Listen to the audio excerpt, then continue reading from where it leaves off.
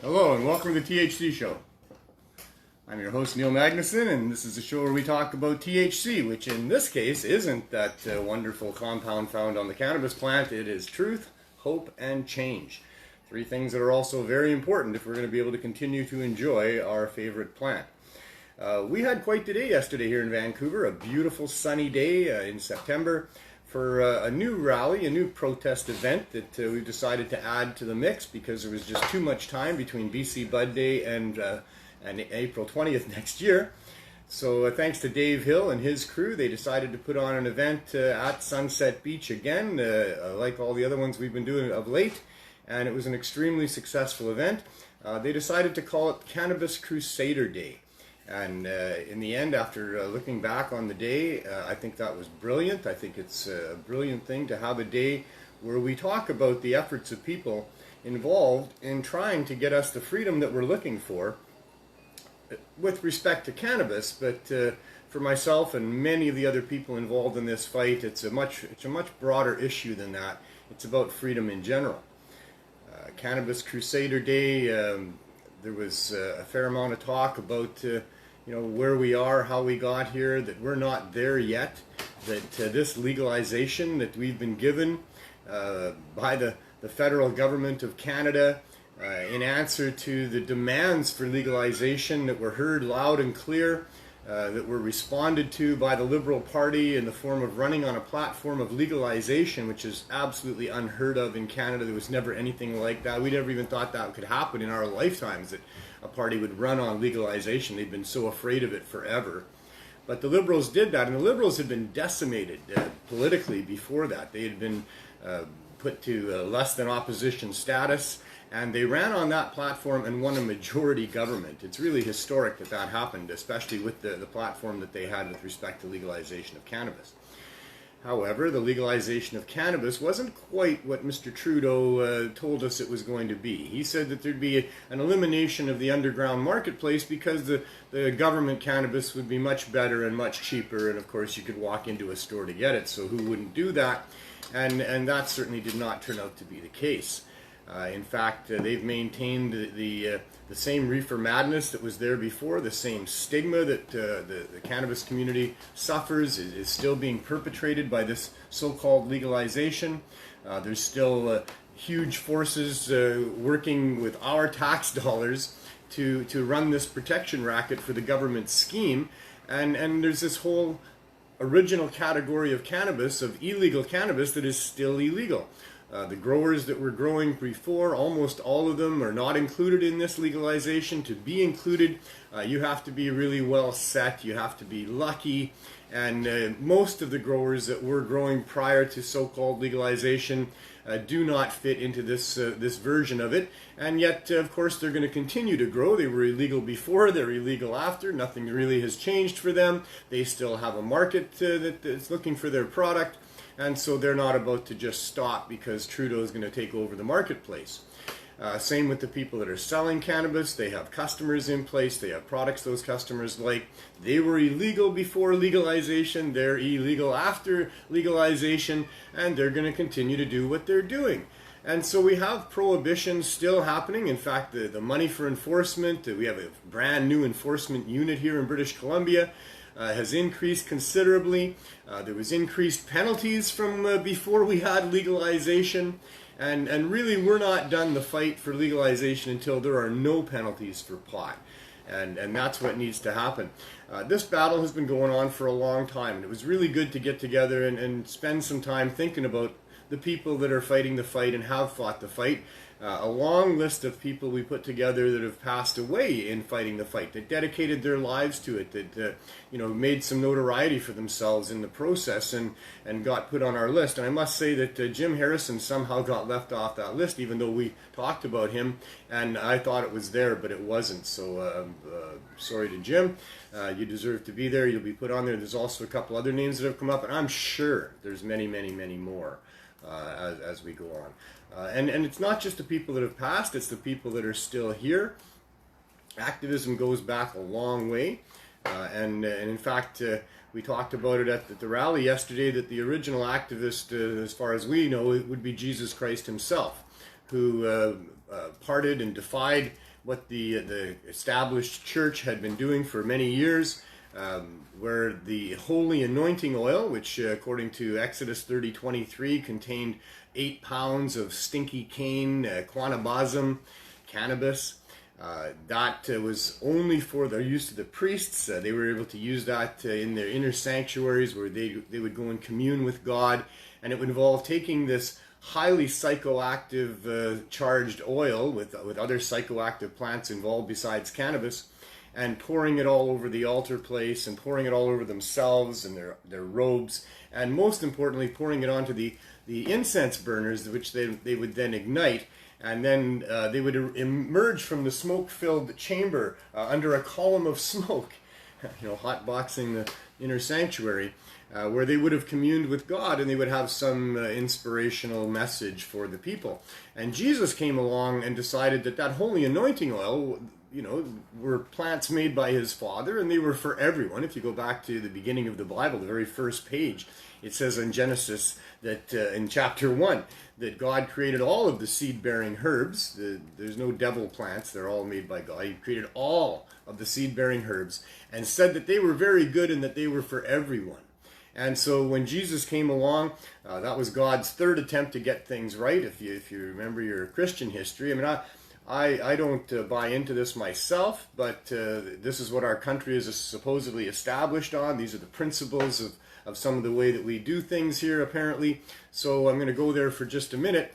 And so, yeah, God had created man and woman and put them into a garden with everything that they could possibly want, and one tree they couldn't have. And, humans being humans, and some sophisticated devil person that was there, dressed up as a fancy, sophisticated talking snake, obviously would have convinced the early brand new human that the right thing to do was to eat that fruit, even though God didn't want them to. It was just a test to see if they would, and then they should, and so they did. And so then God got upset about that and kicked them out of the garden. And then, so they procreated anyway, and they had a whole bunch of kids, and things went on, and then God looked down and didn't like that anymore, and then decided that he'd have to just flood everybody, and so he killed everybody and all the animals with the flood, except for one righteous family, and the birds and fish, I guess some of them got to live. And then the one righteous family, they go on and procreate and create, a whole other civilization. It goes on for a while, but once again, humans got it wrong, and so God started again. And this time the plan was he was a Trinity anyway, apparently. He had himself, and then he was like his own son, and then there's the Holy Ghost. And so he decided amongst the three of them that he would come down and pose to be a human, and then do things and then save anybody that believed that all happened. And so when he came here, one of the things that he did, he kicked the money changers out of the temple, because they were just making money off of people at the church there, and that that's not okay. And so that was good. And then the other main thing that he did was he decided that the holy anointing oil with cannabis should be spread amongst all of the people. And so he started doing that, and he started healing people, putting it on people's eyes, and then they could see again, putting it on their skin lesions and healing them that way. And so I think that Jesus gets credit for being probably one of the first weed activists that are out there. And then there's a whole line of other weed activists since that. And they're all really good people. They're all righteous people doing the right thing, and against heavy odds too. The penalties have always been very strict. They decided when they were going to stop people from having access to this amazing medicine that would provide human beings with most of what they needed, that all these rich, greedy bastards wouldn't then be able to capitalize on the way that they would like to, things that they can patent and control and that sort of thing. They all went to war against cannabis for money reasons, and there was some racism in there as well, for sure. And it really played into their hands in a lot of different ways. And so a bunch of men, not God, a bunch of men decided that this plant that God apparently created and was for everyone and was very good, wasn't so good, and people shouldn't have it. And on behalf of God, they were going to do everything they could, with our money, by the way, to keep us from being able to have access to this plant. And so there's been a lot of really good people that have tried to help in that. And the governments, on behalf of these greedy corporate bastards, have done everything they can to try to keep cannabis out of our hands. They have gotten really, really nasty about it. They used, for example, the criminal law. Can you imagine? The criminal law being used against somebody that just would be willing to use a plant because possession was part of that criminal thing. And certainly to grow plants, that was an even greater crime. And, to sell them to somebody in any type of an organized fashion, well, my goodness, that's a huge crime, isn't it? Well, how can it be? I mean, no, it's not. A crime is not selling plants to people. It's not growing plants, and it's not having possession of plants.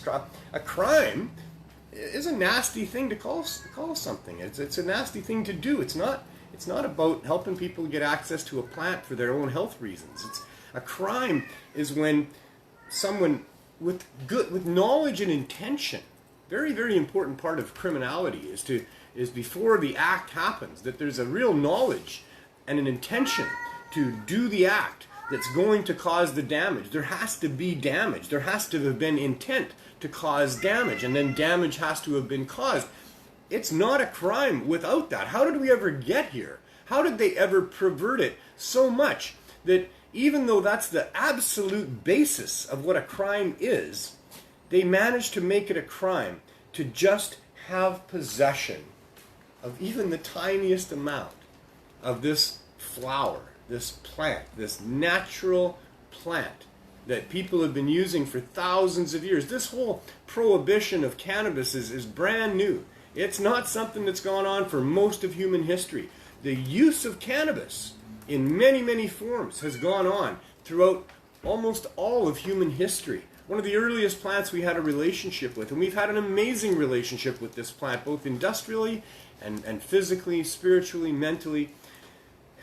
All of these things we've been using this plant for, and somehow in the last 100 or so years, a bunch of men have decided that they're going to use every means they can to keep people from having it, by lying about it with the worst lies they could come up with, by saying that it made people violent and insane.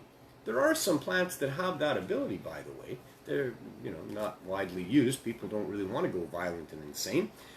But that's what they said about cannabis. The complete opposite. I mean, if you're going to tell a lie, make it a big lie. And they made it a huge lie.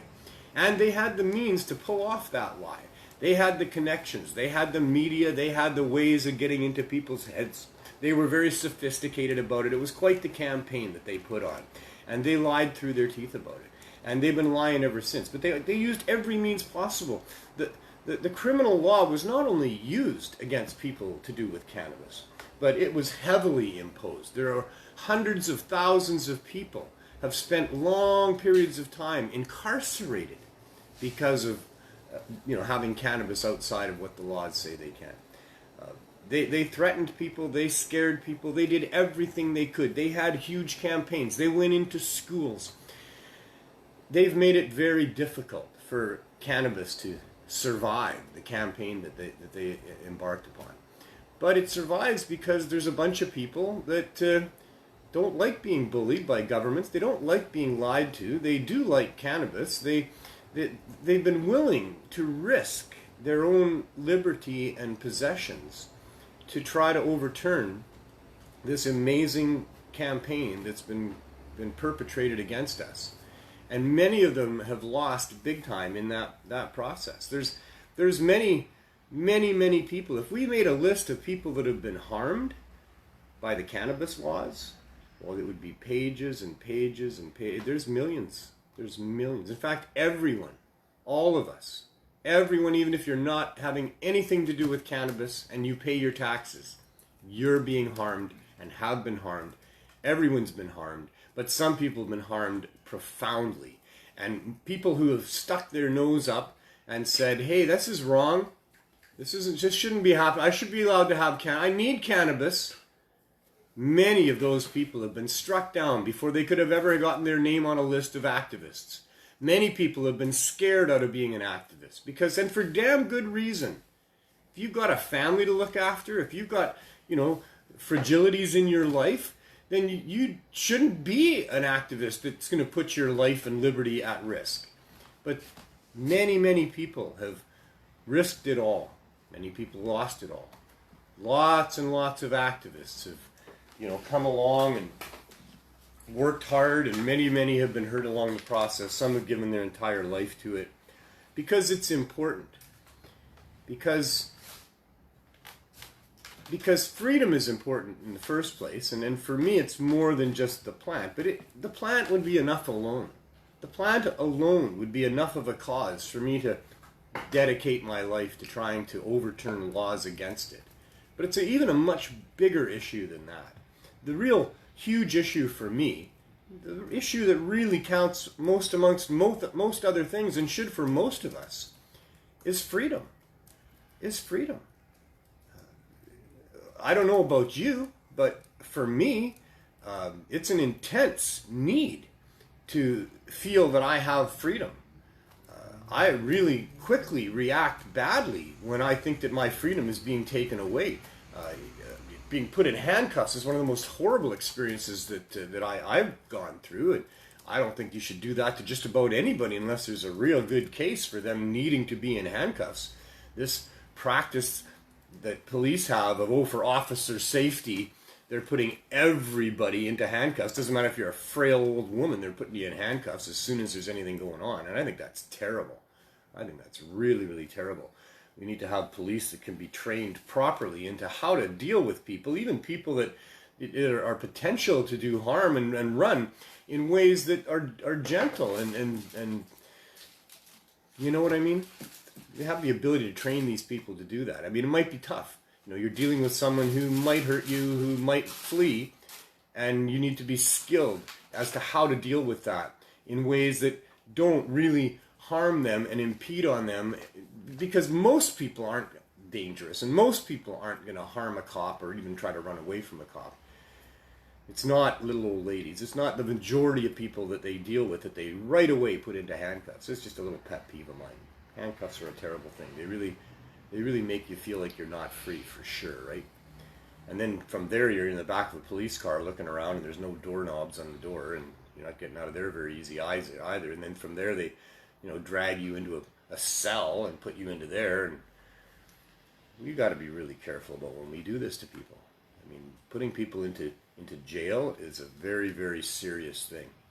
And we should be very, very careful about how we allow our public servants to restrain people and to put people into custody, and the reasons that they would be doing that, and the reasons that we would be putting people into cages. Freedom is one of the most basic human needs that there is. And we should not be putting people into cages or handcuffs or even detaining them at all because of their choice of plant. Because they have something to do with a plant that people want to have. The government should be helping people get it, making sure people get it. Anybody that helps people get cannabis should be given an award. 419, almost time to grab your cannabis. I don't know where you are in the world. Very likely where many of the people watching from, it's illegal to have the cannabis that you have and to spark it up right now. I really hope the cops don't rush in and arrest you and steal your cannabis. It's really horrible that happens. It's still happening here. It's still happening in cannabis. People are still being arrested. Someone was arrested recently for having more than 4 plants. Outrageous. Once again, if you're growing more plants than you can use, you should probably be given some sort of an award for that. You certainly shouldn't be penalized for it. We should all be growing more plants than we can use to make sure those people that can't grow plants can get what they need. And we should all be making sure that everybody gets what they need so that everybody can feel free when that clock hits 4:20 and we want to sit down with our friends and have a puff and think about life and have a little bit of levity to all of this seriousness that goes on all around us all the time. It's 4:20. And 4:20 means that I'm joined by my guest for all the times I've been doing this show, Mr. Glenn Wells. Come on in, sir. There's a room for you. I don't know. Mary Jane here. The plants are looking better than I am, apparently. Watching this thing grow for quite a while on the show here. It's doing well. I like to be in competition with a lady. I must like sitting beside the lady. We could even hold her hand. For gentlemen, ladies are very nice. Right, just hold her hand, right? Well, be careful now. Yeah, no, just like this. Hold her hand. Exactly. There you go. Pleased to meet you, man. Yes. Yeah, I don't even have to take you out for dinner. One day your wife eat dinner. Yeah. What are you smoking? I'm not going there. Oh. I'm on a roach here. I got something better, though. I got some nice I'm Girl Scout cookies butter. Wow. Isn't that sweet? That's beautiful. Isn't that beautiful? That's the stuff that was knocking people out yesterday. Yes, it was. Yeah. I don't mean like knocked out, like face down unconscious. Yeah, just put them on their spot. Oh man, I mean, my son had a hard time with that. I know Lucky had a hard time with that. Did, yeah. I didn't even try it. I'm glad. I know better than that. Sharing his dabs with everybody. Those concentrates can be powerful for sure. Oh yes. In a non-lethal kind of way, and And I want to thank Two for the email that we're using. Very good. It was very nice of them. Yeah, we were doing good yesterday. It was a wonderful event. The sun was out. It was beautiful. Fantastic event. And it got busier as the day went on. One of the really cool things is that we didn't have police there all day. We didn't have police there at all during the day. Yes. They were there early in the morning at about 9 a.m. when I pulled in. There was the same two officers that were there a month ago, and they watched me pull in and park. Then about 10 minutes... officers? Sorry? The bicycle officers? Bike officers were there in a car this time. Yeah. Getting too cold for them on the bike, I guess. And then... I told the stage guys to go ahead and set up the stage. They didn't know quite what to do with the cops sitting there in their cars, so that's why I got there early. And so we got the stage going, and then within about 10 minutes, Adeline showed up. And Adeline, who had the face-off with them last time, where she said, I'm going to just grab the stairs, and I'm going to sprawl onto the stairs and hang on tight, and this officer here is going to have to pull me off the stairs, and he doesn't want to do that, and nobody wants to see that. Nobody. No. She was great. And they just went, oh, whatever. They walked away. Well, they were there, really nice, and then we went through after, and that's when it had come to that, right? Mm-hmm. Like we'd had them there all morning with us. This was now well past noon when that happened. They had said, no, you can't have a stage, you can't have amplification, you can't have smoking here of any sort, and you can't park in the parking lot. And we said, okay, we won't park in the parking lot, but everything else has to happen, and it's going to happen. I think this time it's just because he'd already contacted his superiors last time and found out it was okay. Well, right, because that's what happened, you have to go through the whole thing this time. And that's what I was just explaining, is we had this process where they went, well, that's not okay, and we're going to have to talk to our superiors and find out. And then they came back and said, no, you're not going to be allowed to do that. We will seize your stage in that case, and people will be arrested. And that's when Adeline said, well, you're going to have to pry me off those stairs. And so they saw her, they just drove out and went away like 30 seconds later. And so that was awesome, and they never showed up all day long. They were never there. They were never standing up on the hill. No. They never drove through on their ATVs. No one walked or drove, nothing. So that was really, I think, a real win for us, and I hope it's a precedent that is going to continue, that we can have our events. We had a park person come, just one. Yeah. And I had actually pulled my vehicle down the bike path to unload to where I wanted to set my tent up. And I know that's not really okay, but at the same time, I know I'm not hurting anything, and it's early in the morning. And there's a couple other vehicles followed my lead and did that too, and I didn't really expect that. And then there's the park guy talking to Adeline. And what he said, I completely support you people in what you're doing, never mentioned the vehicles at all. Oh, wow, that's cool. And went away smiling. Oh, wow. So, we've really made some good gains. I think maybe the authorities are getting it. Yes. That this legalization is not what we were fighting for. We've had to explain it to several cops and several people throughout, because the mainstream people that don't know would think, hey, you got legalization. Yeah. What would you be fighting for now? I mean, you can walk into a store and buy it. They don't understand that most of the growers and sellers of cannabis before didn't get included into legalization. No. They're still being hunted down like criminals. Yeah. They don't understand that the average person can walk into a store licensed by government and buy cannabis at post-prohibition prices that are higher than what they were during prohibition. Yeah. For cannabis, you can't even trust because of government policies about low microbe counts. Yeah. And that's just another small side of it. But the price of cannabis is absolutely outrageous. It always has been. It was only that high Because of what I talked about earlier. Yeah. If you were caught selling or growing cannabis, you could go to jail. Some people went to jail for a long, long time, especially in the United States. You got caught strike, 3 times, yeah. third strike, and you're out. And that could be for just a roach. Yep. If you have 2 other accounts against you, criminal charges that were convictions against you, and they also could have been for small amounts, then you're into a maximum 3 strikes, you're out, a minimum 10, 15 years, sometimes life in prison for simple, stupid possession of a plant or growing or selling a plant. So for that reason, cannabis typically was $10 a gram. Yeah. That's what people were willing to make. That was the price threshold where, all right, if you give me $10 for this much of it, then yeah, I'll grow you some. Yeah. I'll go find you some. Yeah. I'll take that risk. I'll have a bunch on me that'll get me a long prison sentence.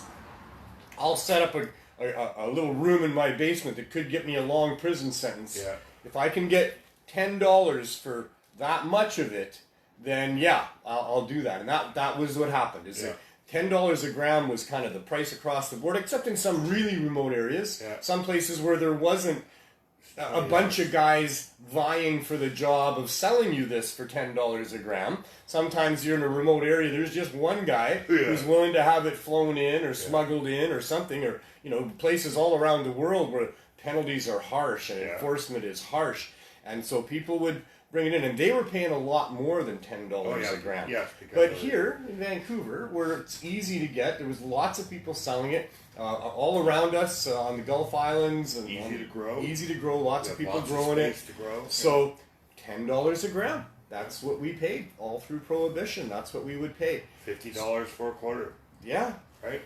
Yeah, that was some people had slightly better hookups. I mean, of course, if you're a grower, or some people would deal just to get a better deal. Ounce, I think, but the average Joe Blow, looking for weed, finding it, $10 a gram, and that's outrageous. Yeah. That's because the people involved in getting it to you could go to jail for long periods of time, lose their families, lose their homes. Yeah. That's why it was $10 a gram, because $10 a gram for a plant that grows easily is outrageous. We consume plants all the time, human beings. I know people are watching the show. I'm sure they get tired of hearing me go on about it.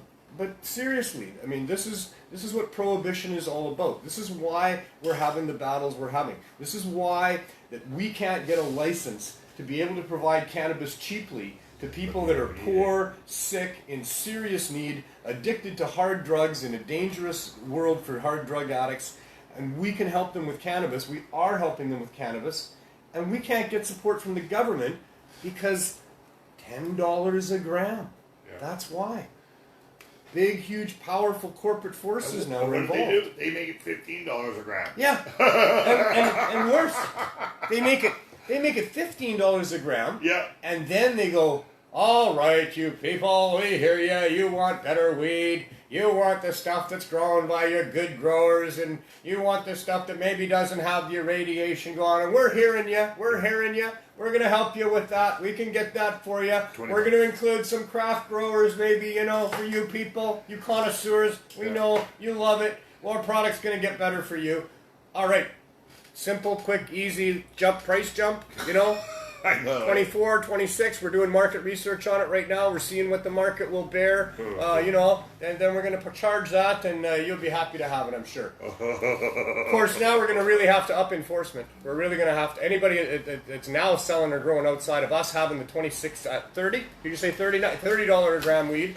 So because our weed is 30 and we know this underground marketplace is nasty, they're going to undercut that for sure. So we're going to have to really put them out of business. We're using nukes on them now. So if you're in a neighborhood where there's a suspected grow-op, you'll get a notice to evict. We'll build you a new house because we got lots of money. It's okay, but we're going to nuke them. So there'd be those pictures like Vancouver does. Don't be around this guy because he's associated with gangs, right? Don't be around this person because we're going to nuke his house because he's growing pot plants. You just know, when they're making huge money off of their little monopolized part of the marketplace there, you just know they're going to be ruthless. Yeah. They are going to be absolutely ruthless in coming after anybody that would do anything outside of their tracking it from seed to sale and making sure you got your receipt. And I see there's going to be a vapor lounge setting up, illegal still at this point because you're not allowed to consume cannabis with your friends in a public setting somewhere, set up by a businessman because people might like that, but there's people going to do that. They're going to try to follow strict government regulations that they believe will be there. So you're only going to be allowed in that vapor lounge if you have your receipt from a government store. This is bullshit, people. This has got to stop. Even We got if you grow to your end own, this, you man. can't go to that lounge, right? You can't even grow your own and take it to the lounge. But then you could really... Because they want to support the government. Well, don't support the government system, man. You're paying your fine up front. Why would you do that? Do they want a receipt or just in the container? Can you maybe just throw it in the container and walk in there? Well, if you have weed Yeah. and you have a receipt, Yeah. how do they know that that weed is the weed on the receipt? Exactly. Is the weed going to have some colorful stamp on it? Are they going to dye it now? The receipt will have a date and time. I'm sure But there's ways around it. A container But works, it's just the idea. It's just the concept. The concept of control, the lack of freedom, the whole idea that the government gets to dictate this stuff the way that they think that they can, and they can't. They're abusing their power. They are absolutely in violation of our rights in all of this stuff. Public servants, my ass. And now they want us to vote for I know. another group of bandits to get in there and fucking rip us off. I don't know Arby, I don't think what you're bandit watching. it's going to be now, but we'll see. They're not doing too It well, is, both of them, anyways. Well, choice. we need another option, but Yeah, we it's definitely not need really another ever option. been viable. But now people are coming with this PPC as another option. The People's Party of Canada. John West, God love him, he's been pushing this for a long time. What this is an idea that our governments can't be trusted. They've been absolutely corrupted and co-opted by these corporate forces. They've built in all kinds of loopholes that allow for us to be treated as if we are subjects of absolute dictators for every 4 years rotating. And John, a long time ago, said we just need to have an option on the ballot that says none of the above. Yeah. And of course that so far wouldn't have worked ever, and it maybe never will work. But at least they're talking about it now, that they could have that. I know a lot of people that don't want to vote. There's nothing to vote for. We could sort of have it right now by spoiling your ballot.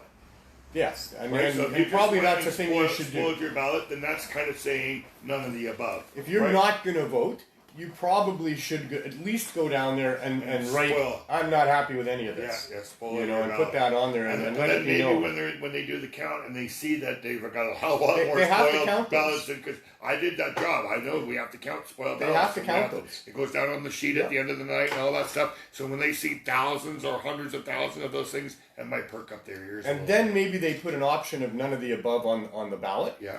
And then there's a mechanism that could be put into place where there would be a citizen government that would be chosen and with proper measures in place to make sure they can't be corrupted. That's the biggest thing we need to do. We need a reset of this democracy that we have in a way that doesn't allow for the corruption that's going on right now. And right now, I'll tell you, they got pretty much carte blanche.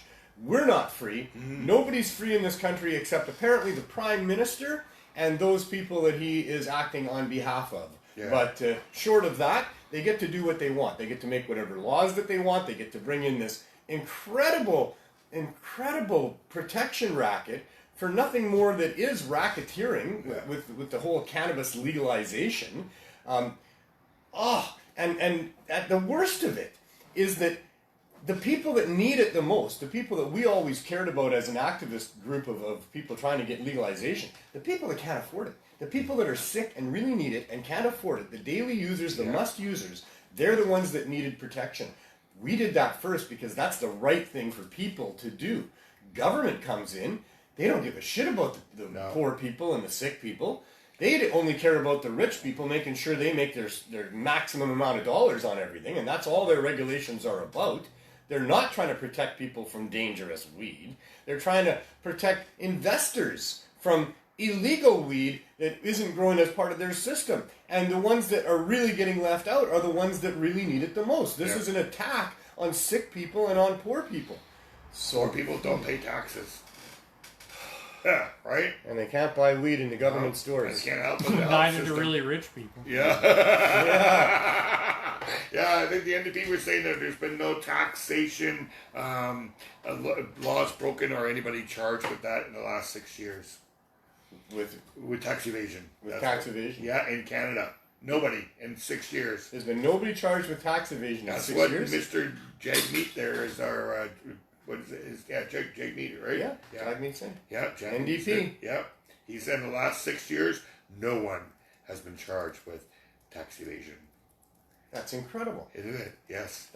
How could that even be true? I don't because think some people are evading taxes. A leader like that could say something like that without it being true. He probably had somebody check that out, but yeah. I'm sure. Yeah. Wow. Isn't that crazy? That is very crazy. Right? Yeah. So maybe Mr. Drew is really helping those. I got this other joint here. Yeah, and you got another one there. Yeah, but that... This is the one from Miss Meadows. This is the one from Miss Meadows. It was really good yesterday. It's childproof, obviously. What you do is you just pop it. Oh. Aha. There you go. Thank you. Okay. I had to use my good thumb. I don't have a good thumb. Oh boy. Actually broke the little plastic off. Nice. I had to use my good thumb.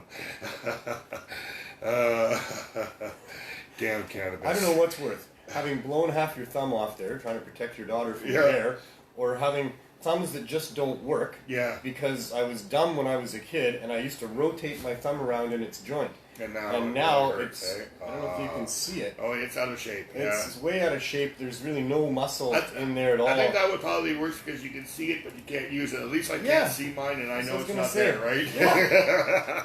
Is it better to not have one? Yeah. Or to have one that doesn't work? It doesn't affect the brain as much when you can't see it, right? You know it's gone. Either way, it is what it is. It is. You need to figure out a way to cope with it and move on. I had to learn how to re-roll joints. Something? After 40 some odd years, 50 some odd years, I had to learn how to re-roll joints. No doubt. Yeah, that was something else. And still, it still screws up a little bit sometimes if I don't get that twist right. But at least I got this little bump on my thumb. It helps a little bit.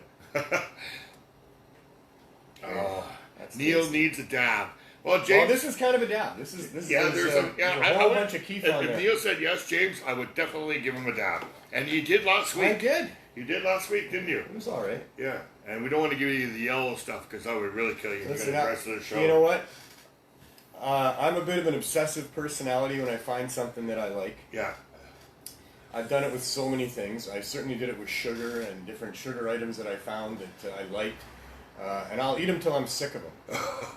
And, I would smoke weed till I was sick of it too. And I'm not sick of smoking weed at all. In fact, I still really love smoking weed. Me too. But I don't need to smoke as much weed as I used to, and I'm not sure why. In fact, if I smoke too much, then I don't feel good. You get a headache? I get a bit of a headache, yeah. And especially if I smoke the really dank cushes. Those really pungent cushes. Yeah. And sometimes roaches as well. Well, so there's something going on there. But I got to tell you, I was obsessive about cannabis my whole life. Once I started smoking cannabis, it was so much a part of my life. I was always dealing cannabis. And I, early on, understood the policy of if you're going to sell cannabis, sell the best cannabis. Mm-hmm. And as much as they try to tell you that the cannabis these days is so much better than the cannabis in the past, that is not true at all. There was a lot of cannabis that was just leaves that was called homegrown that people would smoke. Yeah. And there was some brickweed that came up from Mexico that, wasn't that great. It was full of seeds. It was nothing like today's great buds. But then there was Sensimilia in California.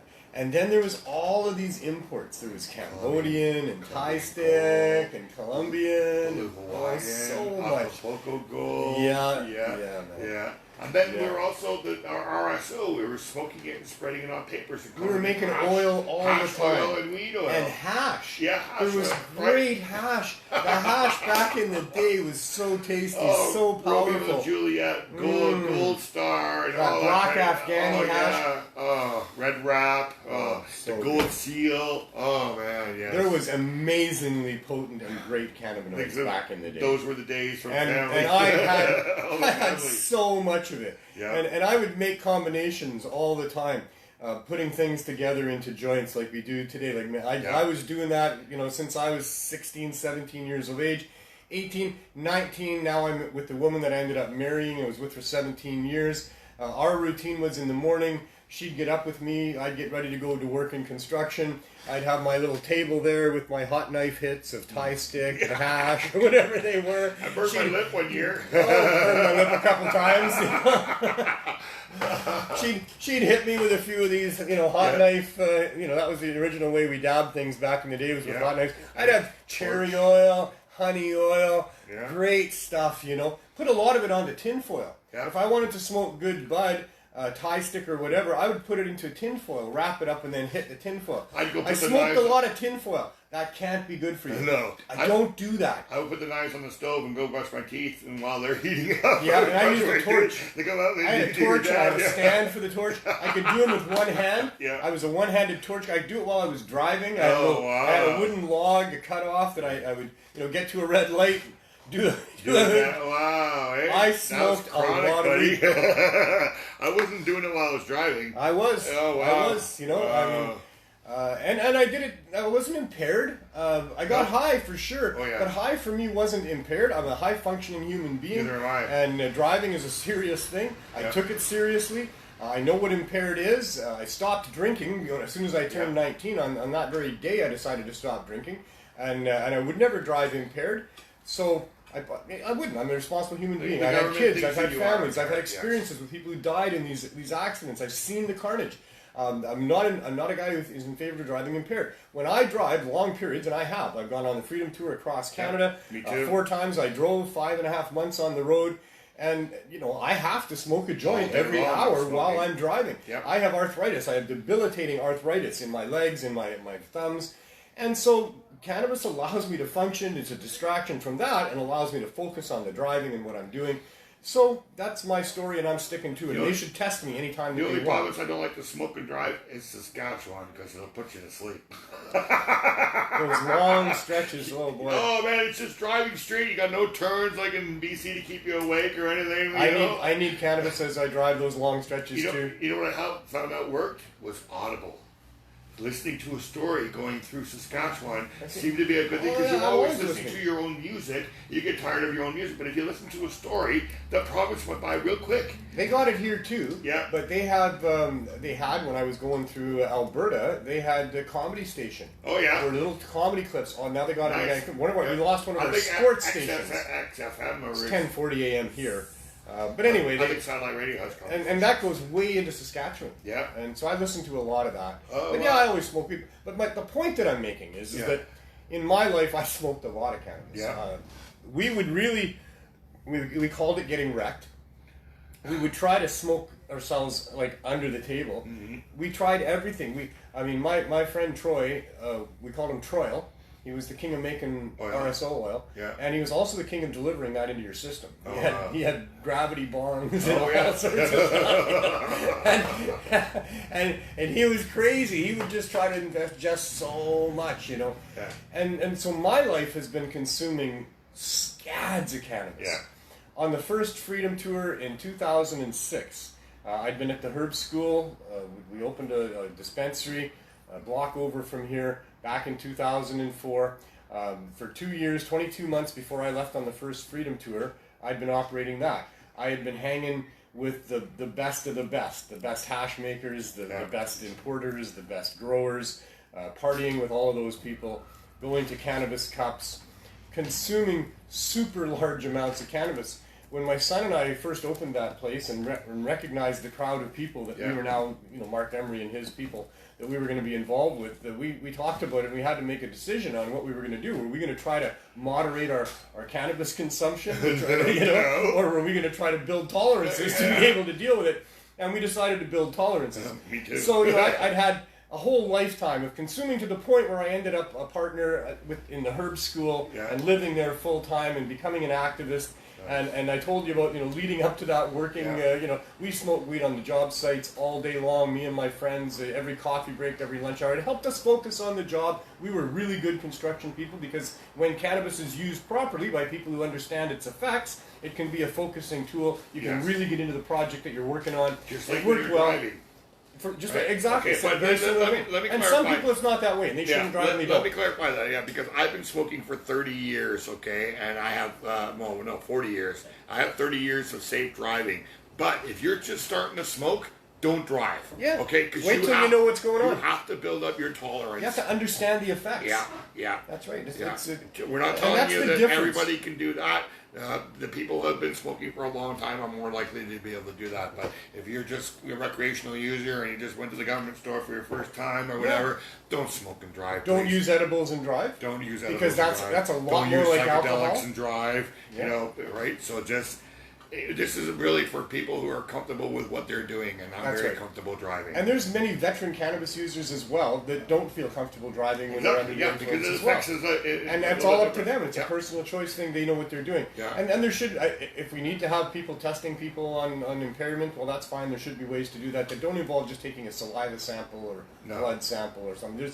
Because you can tell in all the conversations I've had with police officers on the Freedom Tours, I went across Canada 4 times. For a couple of those times, I drove most of it myself. Pulled over many times. On the 4th one that I did in 2012, I had my own dedicated Freedom Tour van. Bob High had done a mural of a pot leaf front end. You're like, pull me over. There was always smoke coming out of the window, and the pot leaves on the fender covers or wheel covers. It was quite the trip. Good. And I got pulled over I don't know how many times. I had to do several sobriety tests. I talked to a lot of police officers on that trip, and I never got an impairment charge or roadside suspension or anything because I was never impaired. I wouldn't do that, and I can explain that to any officer that wants to actually talk to me. I did fail a little bit of one of the tests because I got arthritis in my legs and I had to walk that line. But I wasn't impaired, and he understood that and told me. My doctors actually helped me out with that. On my license it says I have scoliosis, so I can't do those tests. Right. And then when I show them my ACMPR and say I have a license to smoke because of my scoliosis, it backs me up and they never give me an impaired charge. Yeah, I've had no problem. Even the police who pulled me over in Saskatchewan and all the rest, right after the Prairie Cup, actually. Yeah. And so... But the point I made, if you didn't get it, was I really consumed a heck of a lot of cannabis. I was a hardcore cannabis user for most of my life leading up to that. Something happened on that first Freedom Tour when I went across Canada. I brought a quarter pound of roach pot from what we had been selling from the herb school. That's how you got headaches. That is what happened. If I smoke too many roach joints, I get headaches. Yes. That's what happened to me. Yeah. I was 5.5 months on the road. I ran out of the real weed that I brought from. I had 100 and some strains of cannabis that I brought with me that we had sold over the course of time at the herb school. I had maybe a quarter ounce of each one, and I smoked that and shared that with people along the way. And then I ran out, and then you're in Saskatchewan and Manitoba and Ontario and small towns, and nobody's got good weed. I mean, the odd person does, and that's not true. I'm sorry for those people that had good weed that they grew themselves, that shared with me on the Freedom Tour. But there was lots of times on the Freedom Tour where I didn't have much, but I did have my roach pot. No paper, no ash, no black, just the golden, beautiful, resonated last, that much of that big a joint. And I smoked that until, on a couple of occasions I got really bad headaches from it. Yeah. And ever since then, if I smoke 3 or 4 roach joints in a day, yes, I will get a headache like that, yes. And I guess I gotta say even also that butter came along just prior to my Freedom Tour, and I was sent with some butter by the Butter King. Yeah. And I learned immediately with butter, and I've been smoking, like I said, honey oils and hash and many other things, but the butter that came out, that knocked me on my ass. When I first smoked my first hit, I think I told this story, I think on the last week's show, stood up to the podium there, and Butter King took out a great big glob. He did. Hit me with it, and I was kind of like reeling from that, and he's saying, hey, you can't fly around on one wing there, youngster, get up back, and gave me another one. Yeah. And I sat down on the couch, and I stayed there for hours, literally hours. I couldn't get up. I thought about getting up. I thought about even trying to lift my arm up. I could talk, but mine not was about a half an hour I was on that couch, was a long time. You had those so I booths never with the really tables and stuff like that there, right? At Greg's place? Yeah, at the Butter King's place. No, this was at Greg's place. Oh, okay. This was a party at Greg Williams' house. Oh, okay. So and I he had actually went to his store where he gave me the big dabs at the counter. Right. So yeah. No, I had him at Greg's place, and then I sat there. It was a party. It was a great party, and I just sat there. And I sat there. I could barely talk. I could barely move. The only person that's really done that to me is my DG Beer Brothers. He gave me something that has been taken away from him, and they stored it in the cop shop, and he won the case, so he got it back, and he gave me a dab of that, and I was on the couch for a good half hour, 45 minutes. Yeah, that it just So then I took the butter with me across Canada. Yeah. And I didn't use it. No. What I would do is I'd find people and that's what I was supposed to do with it. Yeah. Not that I couldn't use it. I could if I wanted. But what I would do is. I would share it with people along the way that had never experienced anything like that. They couldn't believe. Because I wouldn't give them a big glob. No, I had this time. We had a little torch lighter with a little deck on it, and you'd heat up the deck, and then you'd put just the tiniest of tiny little bits. We had just a pin, and you'd take just the tiniest little bit, and you'd hit them with that, and they'd have a glass toker, and they'd toke that. Well, that tiny little bit that you could barely see at all would explode into this giant plume of smoke that they would take in. They'd and then blow out a big puff of smoke. When I was first putting, and any of you that are watching that I met on the Freedom Tours back in the day, you'll recognize this. That when I would do just the tiniest of little bits. And they'd be like, "Give me a break! What do you?" And that's even weed. And that's weed. Smell it and. This is all you need. And they'd be like, right. And then that tiny little bit goes poof into this big puff of smoke and it knocked them right back. And then I would take the little residue off that. I'd go in and go, oh, really? That's all I could handle because I'd have to go, talk to people and draw. I couldn't have myself just sitting plunked down. Yeah. Next year when we go on that trip, we won't be going for 5 months because there's a little girl we'll be missing. It'll probably be about a month. Whatever you like and whatever works. Yeah. I'm sure it will be. Maybe we could go coast to coast. It'll be sanctioned by the gods. It will be. It'll all work out as it is meant to be. Yeah. The synchronicities will all happen because that's just the life we're living, right? Living the dream, following the flow. We could set that's how it all goes. On different shows as we cross the country. I'm sure we'll have a blast. The seeds have been planted. The universe is a fertile ground, and I'm sure we'll do some wonderful things like that. That's great. And so for any of you who didn't get that, whole conversation is that I'm now a lightweight. I can't smoke the concentrates very much. I have to be careful how much I smoke. And it all was up until the first Freedom Tour in 2006. And by the time I came back from there, I've been a lightweight ever since. And it's probably a good thing. I have no idea. It just is what it is. I just tell the truth. It's a 2-hour high. You don't have to smoke another joint 20 minutes later. It's the cutting edge of medicine. Yeah, it is. It's getting there. Yeah. And that's what I really learned on the Freedom Tour, giving it to people along the way. Most of the people I gave a sample like that to were people that were medical users that had serious debilitating. A lot of people in wheelchairs, a lot of people with mobility issues, a lot of people with some serious pain. And I saw miracles happen because of that medicine. I saw... And people would be like, holy smokes, their hand would stop shaking or they'd stand up from their chair or whatever. I saw so many miracles happen because this is the medicine for people that really need it. I love my dad's too. And if you ever wondered why cannabis is illegal, go and watch the film. You can find it on YouTube. It's called Still Trippin', the Trans-Canada Highway by G.S. Joe Films. That film, the theme of it was, why is cannabis still illegal? Because when we made that movie back in 2010, it was ludicrous at that time that cannabis would be illegal. And so we wanted to go and find out why, and that's what that movie is about.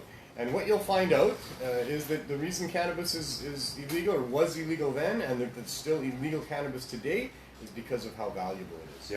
That is the only reason for how valuable it is. Big money. Like you said, the tree of life. It's beneficial to people. It is of great benefit to a number of people. And so that's why. So thanks, Glenn. I appreciate that a lot. We'll see you next week. All right. And have as much fun as you can in the meantime. I'll try. All right.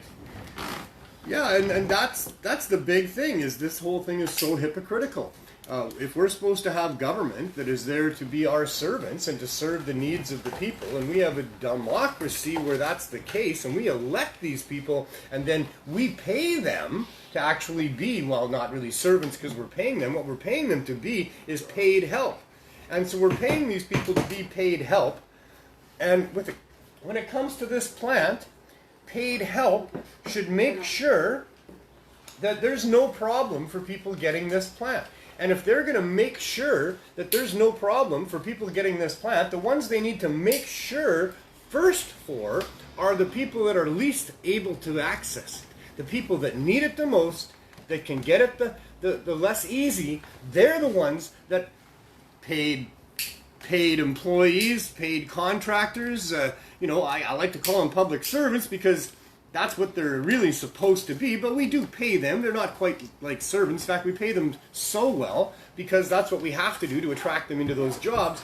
And then they get those jobs, and there's all kinds of perks in those jobs as well. And the perks involve working mostly for people whose interests aren't ours. And when it comes to this plant, that's what's been going on. And it's so obvious because this is not a dangerous plant that was worth all the reefer madness that we were told about it, about how it was dangerous and made people violent, it drove them insane, and it was addictive, and all those lies, the biggest lies that could ever be told.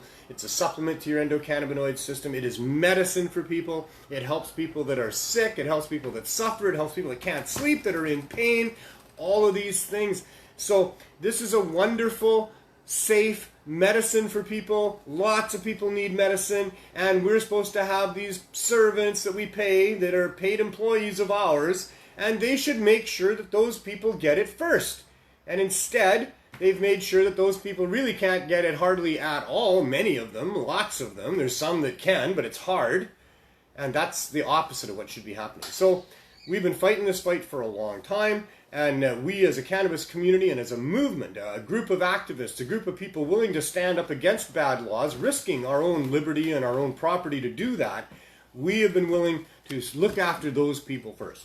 That's what is something that a good human being would do, is you look after your sick relatives. You make sure the elderly are taken care of and have a way to live comfortably.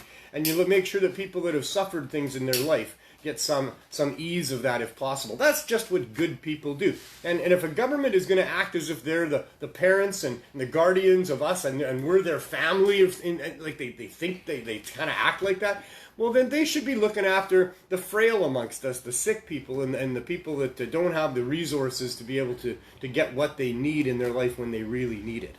So of course, what we did as a community, we decided to, and what we had been doing was breaking the law blatantly, having demonstrations where we demonstrate that a large group of people can get together and smoke copious amounts of cannabis and trade it amongst ourselves. And in fact, in Vancouver here, we would throw it out to the crowd, pounds and pounds of pre-rolled joints just thrown out to the crowd because it's that safe for people. There was never anybody harmed when we did that. We were demonstrating. These were demonstrations of cannabis can be consumed even in large quantities, even by all ranges of people. And there's not only is there not a problem, but most people appreciate the cannabis that they're supplied with and the ability to consume it and the effects that happen because of it.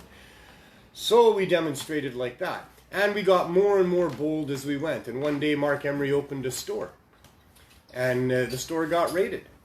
And he opened right back up again. And then one day some brave people put together what they called a compassion club to provide access to people that could get it for medical purposes under strict guidelines to try not to get busted and raided and shut down.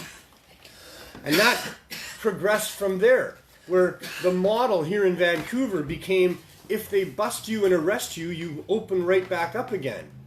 And that's how we got it established. And that's how we got dispensaries happening in Vancouver, to the point where there was, at one point, maybe 180 of them, unlicensed, illegal, breaking criminal law, providing cannabis to people. Dispensaries with signs on front of the storefronts saying, please, give us licenses. Please, make us legal. Please don't come and arrest us. We're helping sick people we're doing it as best we can to make sure there's a doctor involved, because we think that's what you might want, government, if you insist that, someone's got to be the gatekeeper to a herbal medicine. And so these dispensaries flourished all over the place. And there was a dispensary in Saskatchewan, even, of all places. And then along comes Trudeau saying that legalization is going to happen and we're going to be including everybody, and don't worry about it, sick people, you're going to have access. And the one in the dispensary in Saskatchewan, Jerry Martin, had been running for 4.5 years, believing that he was absolutely going to be included in some sort of a mainstream marketplace at some point, became a victim of this so-called legalization. And Trudeau gives us legalization for the rich, legalization for the non-medical, and the medical places all get shut down with our tax dollars, with violent interaction and interdiction by forces of government. And Jerry was one of those.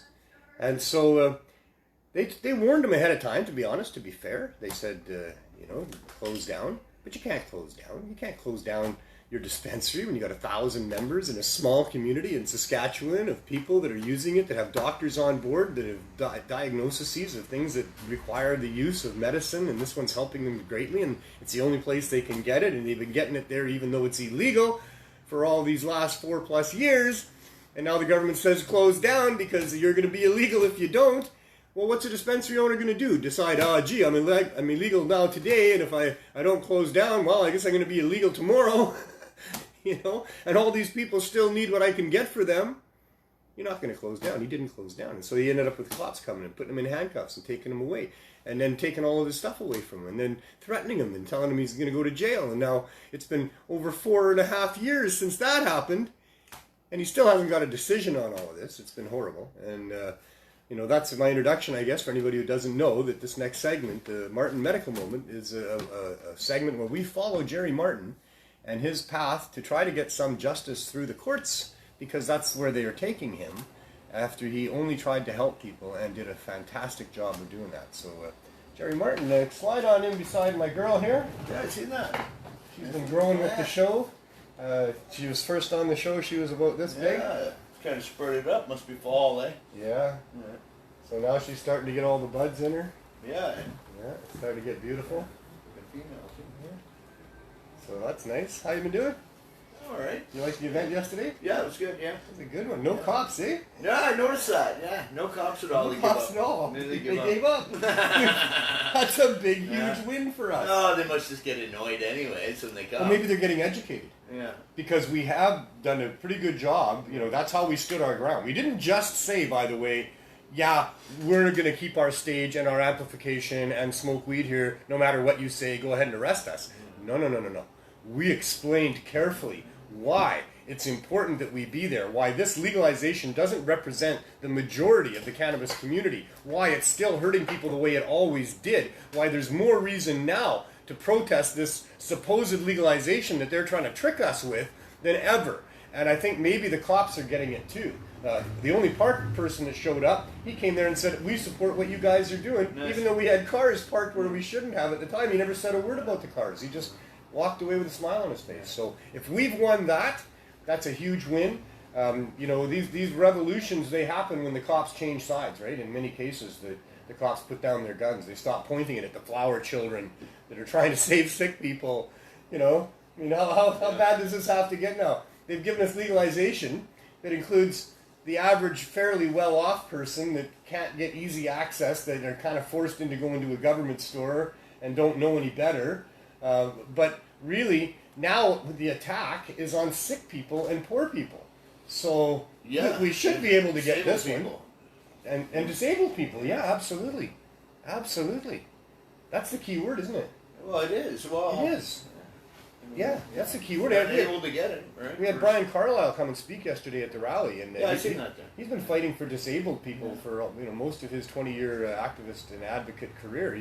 He also wants me to point out he's the afflicted, and then that's why he fights. He was forced to fight. He didn't want to fight. I mean, I think it's why a lot of us did. He had 8 life-threatening diseases at one point in his life. He's still alive. He's out of his chair. He's off his scooter. He's looking healthier than than the average dude at his age, I think. And then more full of life. And his whole thing's been about disabled. that's what you were doing, was only dealing with people that were debilitatingly sick in some way. Yeah. And people that don't have money, that's debilitating. That's I think that's a disability, to not have money. And the thing is, what I found out, because of Brian, he's fought for disabled rights, all the way through this.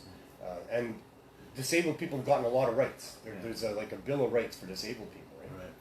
But there's no provision in that for people with mental disabilities. And I think that's not right. Probably the number one disability out there. I think it's certainly an obvious one. Yeah. It's not even really a hidden disability all the time. It's not something that's apparent to others. Exactly. All right. But when looked into or when asked about, turns out people have a lot of things that really disable them from being able to function properly, and that's why they don't do well in the workplace and relationships and things. And if that's not a disability, I don't know what is. Absolutely. So I think there's a reason why they don't include that in their definitions, and I think it's all financial. So, I don't know what that means, and then there's a whole that side of things is how much does government pay for with our money? Right. We want them to be responsible with what they're doing with our money, but as a society, I think we're all in agreement that we want people that are disabled in ways that are debilitating to be helped. Yeah, absolutely. They should be treated the same as anybody else, if not, a little better. If not a little better, with some provision made for them. Yeah. In many cases, if not all, well, I guess not all cases for anything. There's always exceptions to every rule, and it's not a huge rule. But in most cases, from what I've experienced here, people are victims of things other than their own... Most of it's mental trauma out here, for sure. There's things that happen to people that they don't ask for, that they don't choose for by any means, right. And they just didn't have the tools and resources to be able to deal with properly, and it's resulted in patterns of behavior that are debilitating. Right. And we should help those people if we can. I think even the people that get help still have problems with that. It's not like you forget. You're just able to deal with it better. Right. We have some strategies that can help. You may not choose heroin instead of... maybe it's easy access to weed.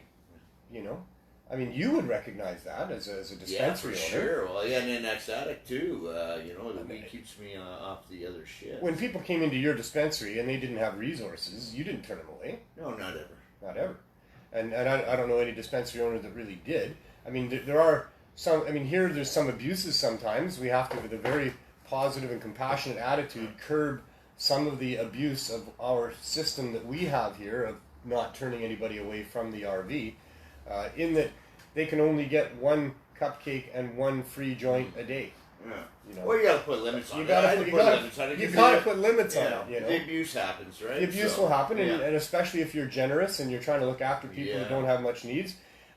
In our case here, in lots of cases, people are desperate, and they've been trying to figure out how to deal with their needs desperately for quite a while. They've learned that they can cheat, they can butt into line, there's things that they can do, and that they have to look after themselves first, and who could blame anybody for doing that, right? It's really nice when people are willing to put their own pain and needs and suffering on hold and sacrifice for other people, but that's not normal. That's not what even can be expected. That's beyond the norm for people to do that. It is what it is. As an organism, survival is built in. We're only here because our whole chain of life, right from microbe and amoeba survival to here, is to help people. That's just one of the part of things it that you need. So you find it all through nature. Yeah. You find it all through nature. I think the instinct to survive has resulted in some people surviving when other people didn't. They took their own survival first. I think that in many cases, especially if it's family, but in other cases, even if they don't know people, there's that type of compassion that happens between people. But I wouldn't call it normal. I call it a little bit heroic. That if you're going to sacrifice and suffer to help somebody else, that's a little bit heroic. And that's great. Heroism, however you would say it, heroism, I think that's how you say it, is something that it's within all of us. And I think that's what you're talking about. That you see it even throughout the animal kingdom, that the animals will come along and help other animals, and sometimes maybe even if they're in distress themselves. So that's what we want our governments to do. That's what we wanted to do as people. That's what dispensary owners do. And the government's there not even worried about that at all. I mean, you can see it. There's what a person It's a says strictly and there's what a financial person outlet does. for them. Yeah, exactly. There's what they say and there's what they do. And what they say is meaningless if what they do is the opposite. Yeah. And based on what they do, that's what they think. Yeah. And their intentions are, by all that they do, is protect the dollar. Protect the big dollar. Trudeau save a child yet, have you? I haven't seen them say or do anything that indicates that their interests are in making sure that people get easy access to cannabis. And that is not a frivolous thing to ask for. I think he's proven that nothing's really in our interest with that guy. It's all about him. With any of them, right? With any of them. And sure, I mean, maybe now the People's Party of Canada has candidates that are saying good things. They always all say good things anyway. Even the Conservatives now are saying things they never said before. And they're, you know, they all just take the polls and go, what do the majority of people that might support us want us to say? And then they say it. What do they need us to lie to them about? They flip-flop like crazy. Like, oh, you know, we're not in favor of gun control. Oh, now we're in favor of gun control. Oh, and it's all because of a bunch of people get up there. What? Yeah. They're just like, you know, wheat and chaff in the wind. They're blowing whichever way their investors and their voters. 1,000 people going to a dispensary to 1,000 people would say something.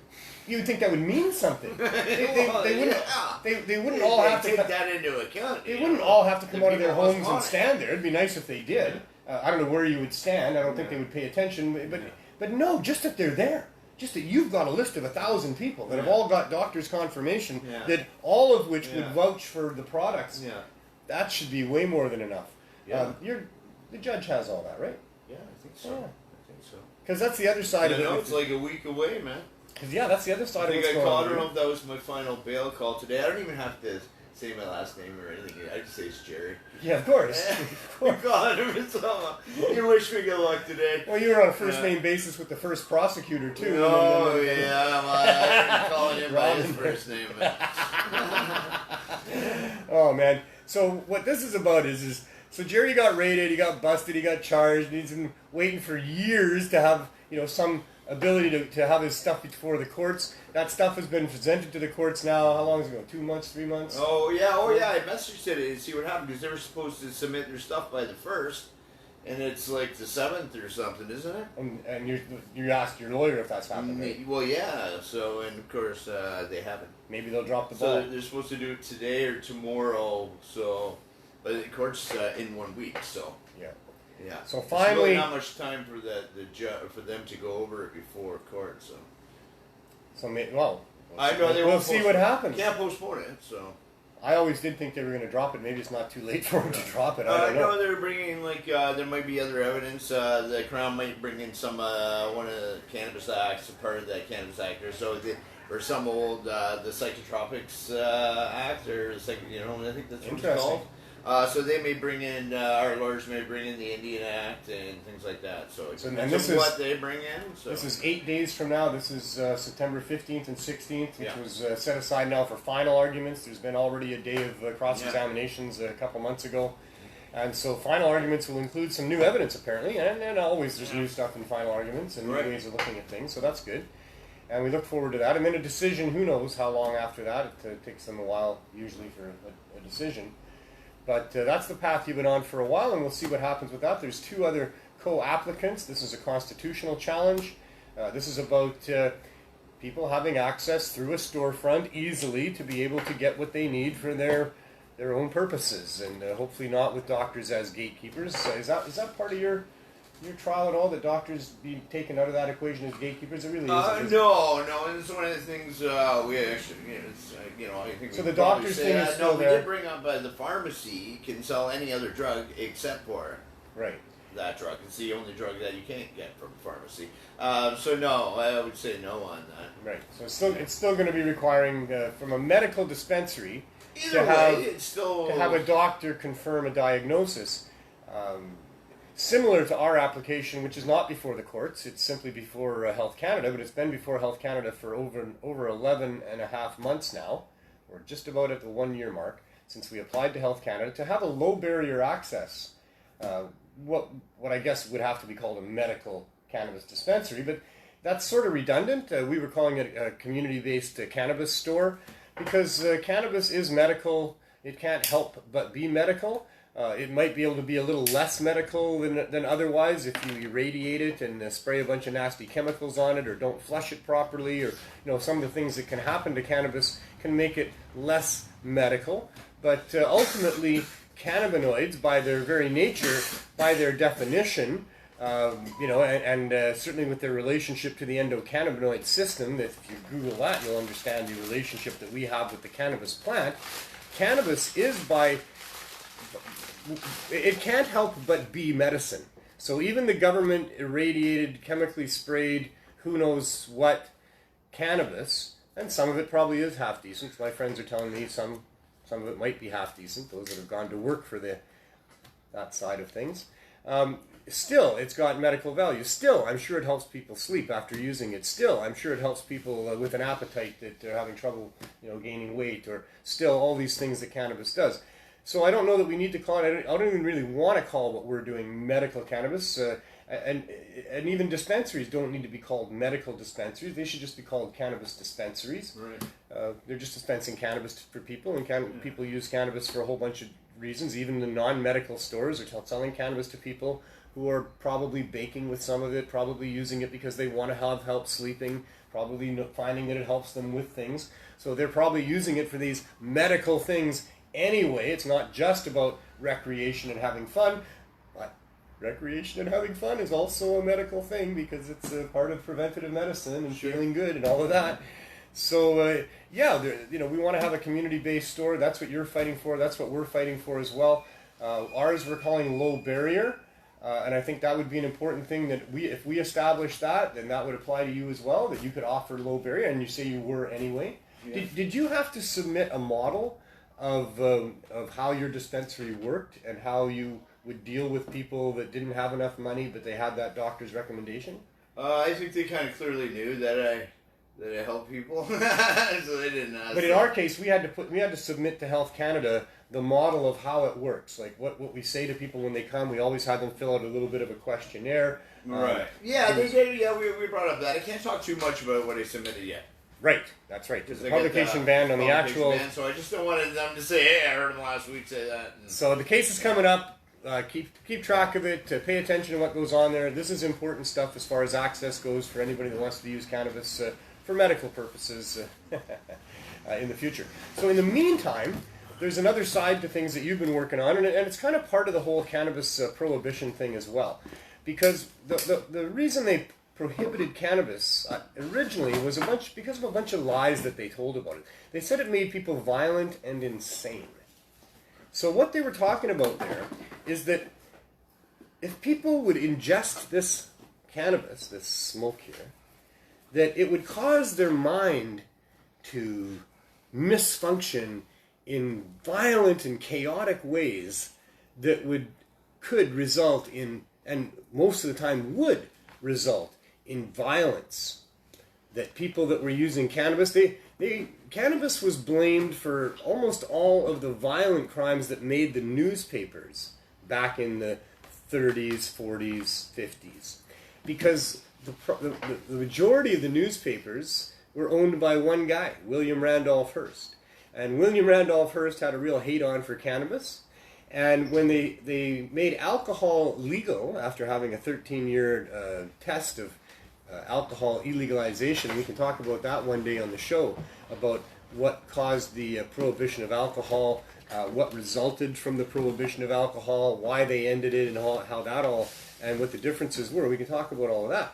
But when alcohol prohibition ended, the prohies that were employed to keep people from drinking alcohol didn't have a lot to do at that point, were at risk of being disbanded. Harry Anslinger, who ran that group, he was married to the niece of one of the rich bankers of the day. He managed to switch his story completely from what he had said prior to the ending of alcohol prohibition about cannabis, which was that marijuana was of no concern to the Bureau. It was alcohol that was the scourge.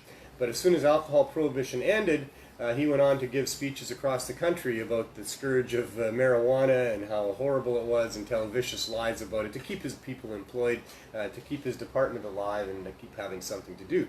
But they told all of these lies about the nature of the minds of the people that would be consuming that THC, Exactly. Marijuana, as it turns out, wasn't so much cannabis as it was THC. If they got a cannabis plant, for example, maybe it was one that they had genetically modified through selective breeding during the Second World War to come up with a couple of strains of the cannabis plant that didn't have hardly any amounts of THC in it, and they called that industrial hemp, although hemp prior to that had been a staple around the world for hundreds of years and would have had fairly high levels of THC, as that is the normal range for that cannabinoid within the cannabis plant. But they selectively bred THC out of a couple of strains of cannabis. That became hemp. And so when they were testing what appeared to be cannabis flowers, because hemp flowers look just like, cannabis, then if it didn't have substantial THC, then it wasn't marijuana. So in my mind, marijuana was a slang term for that one cannabinoid, THC. And that was the one they were afraid of. And that's the one, although THC has many other values in an entourage within the human body and with whatever it goes on around you.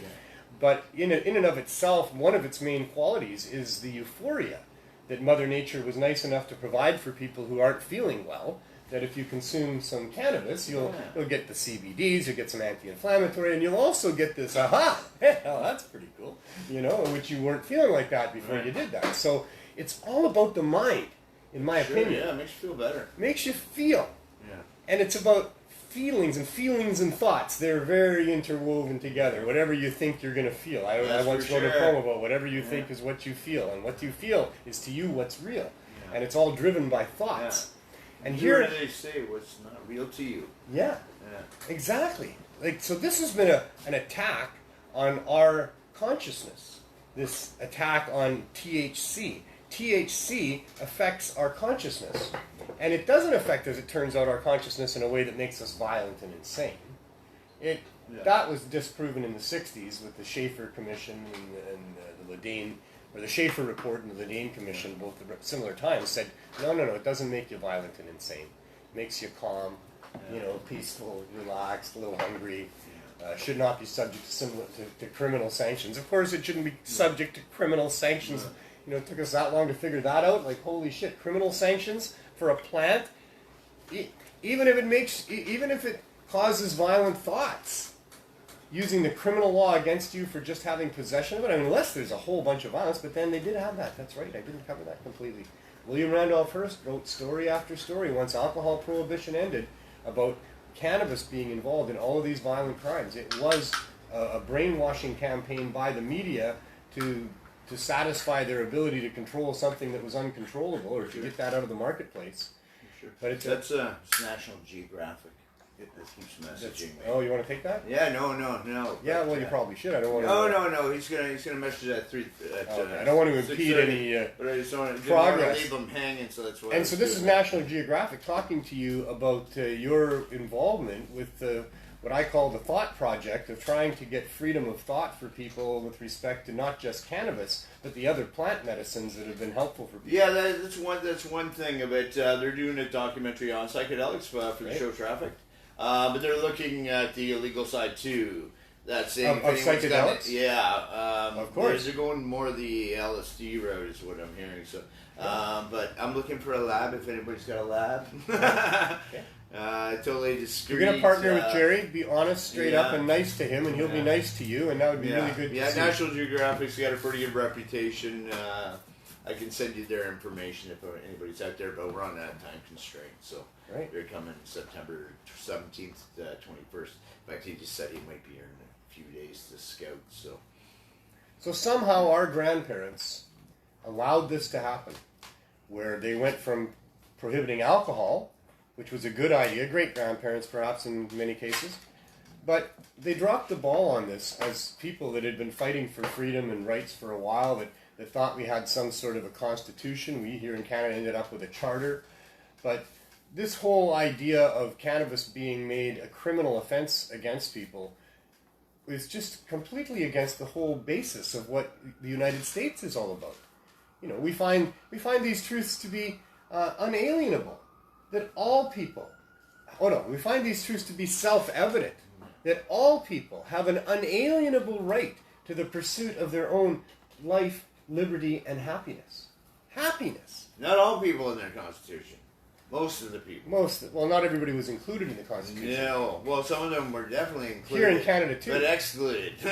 Here in Canada, they specifically blacks and Indians excluded the indigenous people, like in written form. You know, these people are not people. We own we own them. They're not even considered human, or 2/3 human, or something. And that they and all of their possessions are property of the federal government. That is written in the Canadian.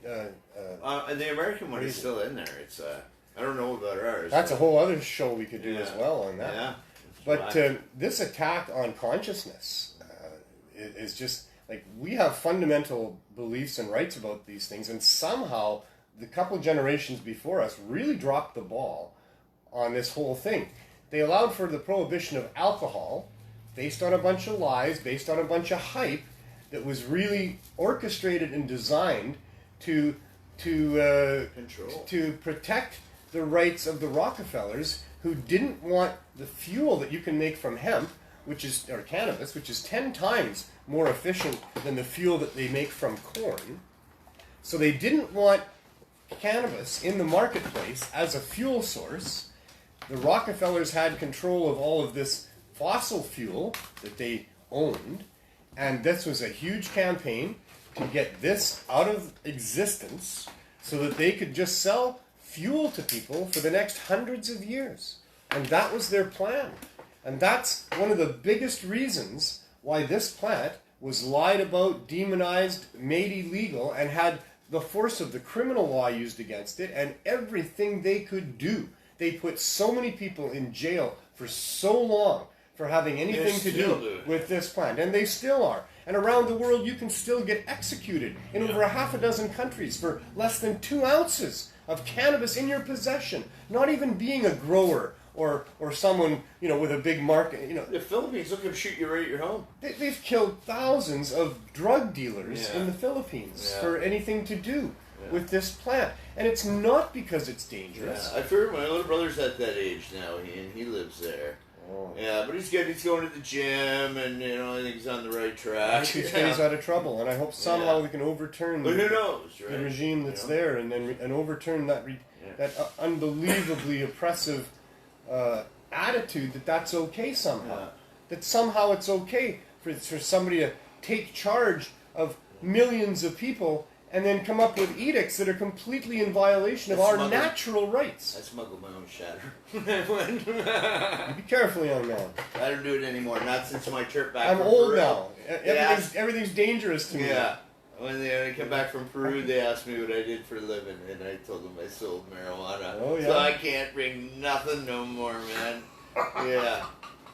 Wow, and by now it's well rumored in cyberspace that you've been involved with such things, and you'd be wise not to poke any of those bears, because they're dangerous places. If you're going to be an activist and you're in one of those dangerous places, be very careful about how you do that. For sure, absolutely. Be smart about it. Don't just go out there and decide, get yourself arrested for the cause. I had enough for like 3 dabs a day, man. Yeah. There were like 3 little bottle tokes of shatter, eh? But I was just getting ripped up. Those were the days, right? So you're like extra high when you smoke it, right? Instead of looking. It's weird in other countries. You're paranoid, right? Well, I was just going to say, by the way, that's not the way it's supposed to be in life. That's why I like Jamaica. That's not why God put those things on this planet, or whoever the creator is of all of this, or whatever is that made all of this. We are in a synchronicity with nature. We are in an environmental synchronicity with this planet. Everything affects us. The cycles of the moon, everything affects us in large ways. We are all connected. And when you're involved with these plants, unless you're trying to work out bad shit that happened to you in your life, and that's a definite thing that people do, and in those cases they have to take the proper precautions to be in the right environment to do that, to have the right plan going in, and maybe a guide to go with them. But typically speaking, if you're doing what Jerry wanted to do there, which was just get high. Well, getting high shouldn't involve having to worry about, who might be looking, and oh my God, if I get, and then if somebody does tap you on the shoulder, and it's a guy with, holy fuck, that sinking feeling. Wow, I mean, it is just horror. And then because you can then end up in handcuffs, and then you can end up in a cell, and if you're in some other country, you're in a lot of trouble sometimes, For sure. And people have spent years and years in the most horrid of conditions, all because, this is dangerous for you? Like, this might hurt you, so we're going to take it away from you, and then we're going to hurt you really bad for having it, so you never do that again? Fuck off. I don't think any Barbie's watching me anymore, but for anybody that offends, I'm sorry, but that's how I feel about it.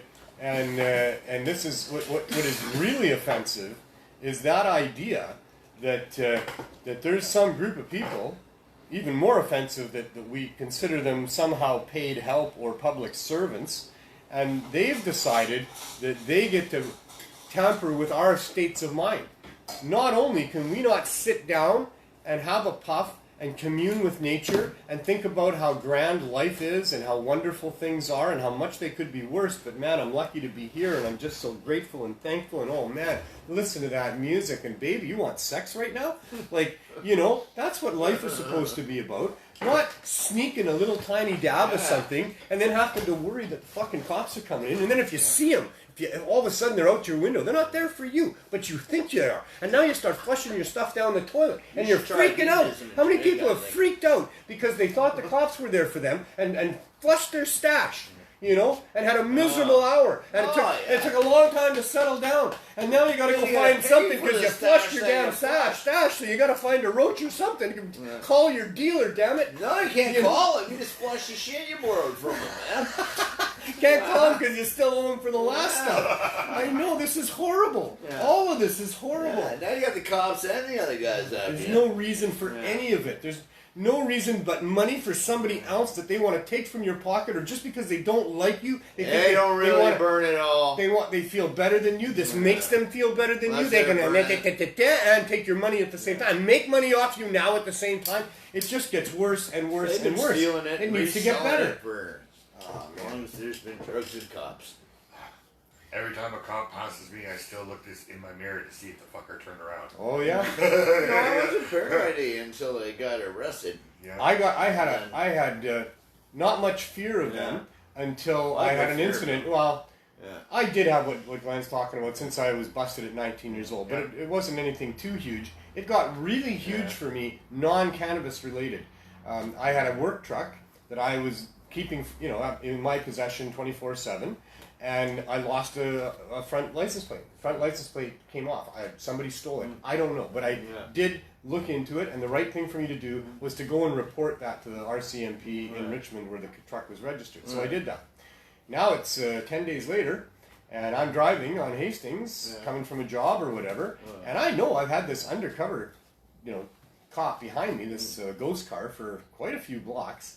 And as I turn onto Clark Street, there's like 5 cop cars that are all just converging on that spot, all with their lights going. This guy's now cherried up, and I'm, what the hell?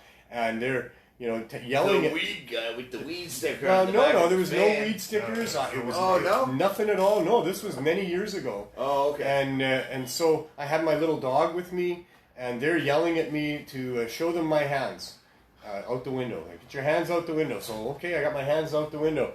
And I'm yelling at them, like, I've done nothing wrong. I don't know what's going on here, but I've done nothing wrong. Shut up, reach in with your left hand and open the door.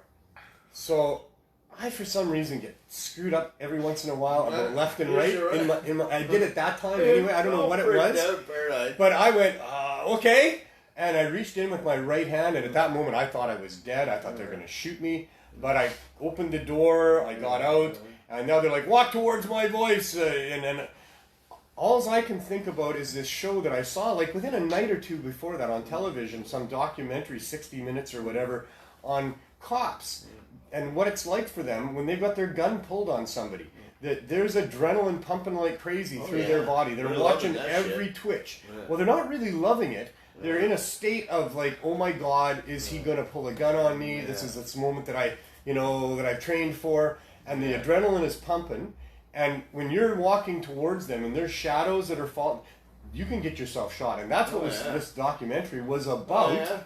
And here I am now, like a day or two later, and I'm walking. All I can think of is they're going to shoot me. That's all I could think. They're going to shoot me. I thought that every time they arrested me. So down on your face and hands behind your back, and I'm saying, look, I've done nothing wrong. I don't know what this is about. And now they're saying you're in a stolen van. And I'm saying, no, I'm not. I forgot about the license plate at that moment. I still didn't realize it was the license plate. I'm like, no, I'm not. This is my van. This is a company van. I have permission to drive this van. I've got company cards in my back pocket. And so they pull out my company cards. And then the cop goes to his little thing on the dash, and then he gets out, and then they get me up, and they take the handcuffs off, and they're really sorry, and I'm like, I can't drive, man. And so he let me sit in the front car with him, and he showed me on the computer that what came onto his computer when he pulled in behind me. This is the guy, the ghost car cop. He said it says stolen vehicle license plate number such and such. No punctuation, no way to tell whether it was stolen vehicle license plate or whether it was stolen vehicle license plate number such and such. So holy shit, I went through hell. I was having nightmares. But, they were a little bit concerned about, they all had their fucking guns. I mean, those guns, I'm sorry, but, those guns were this big. It was... They come checking on me with the shotgun. I'm looking at these guns that these cops have as I'm walking towards this voice, and their guns are that big. And they're not really, but they look like that to me. Some of them are now. They might have been. I know they weren't, sure. but I mean it was a horrifying experience, and I really could have got money out of it for what happened there. There was a route to go, but I didn't want money at the time. I was an activist before I was an activist, and this was before I had quit my job to do these things. And I said, no, I don't care about money, but I certainly care that this doesn't happen again to somebody else, because you guys could have killed me, and I didn't do nothing wrong. I just reported a license plate missing. Yeah, some dyslexic. So they changed North America wide because of that event. I'm very proud of this. They changed North America wide how information is entered into the CPIC computer for all law enforcement agencies, so that it's much more clear when it's just a stolen license plate that's missing from somebody's vehicle as opposed to a vehicle that's got this. Yeah. So that was good, and I liked that. And also I don't know if they're still doing it, this is many, many years ago now, but they were, with the Vancouver Police Department, using that event of pulling over a vehicle that they suspect like that as part of their training for new recruits. And they put a limit on how many would pull guns in a situation like that, and some other things. Shoot everybody. So I felt good that at least maybe that situation made a little bit of difference in the future in how law enforcement carried itself out. But it was extremely scary. I had nightmares for a long time after that. When cherries would light up behind me, I'd get just shaking, nervous, and now the cop's at my window and I'm shaking. I don't ever look out my front window without thinking there's a cop pulling up. Every time. It's been like that for the last 5 solid years. Life is not supposed to be like that for people that just want to engage in a plant. For you and I, it's even different than that. We don't just consume the plant, but we help other people get the plant. So lots of times in our lives we've had large amounts of cannabis. With the Cannabis Substitution Program, I've had huge boxes full of edibles, arriving at Vandu to get out 300 care packs of 5 or 6 edibles. Should be able to walk up to a police officer and feel secure and not scared. And say, hey, here's some of Mom's best edible baking for you. I know you might suffer from PTSD. I have gone to the fire hall and offered it to them, because we have a fire hall just a block down the road, and I said, hey man, we got a little RV up there, and I know PTSD is a thing with you guys, and cannabis can work. And there were those that nodded and understood, but I don't think we've had any come to our RV to talk to us there, because there's so much stigma still about cannabis. I used to have an ambulance driver come in from Winnipeg, man, just for my dispensary, We have a tow truck driver. Yeah.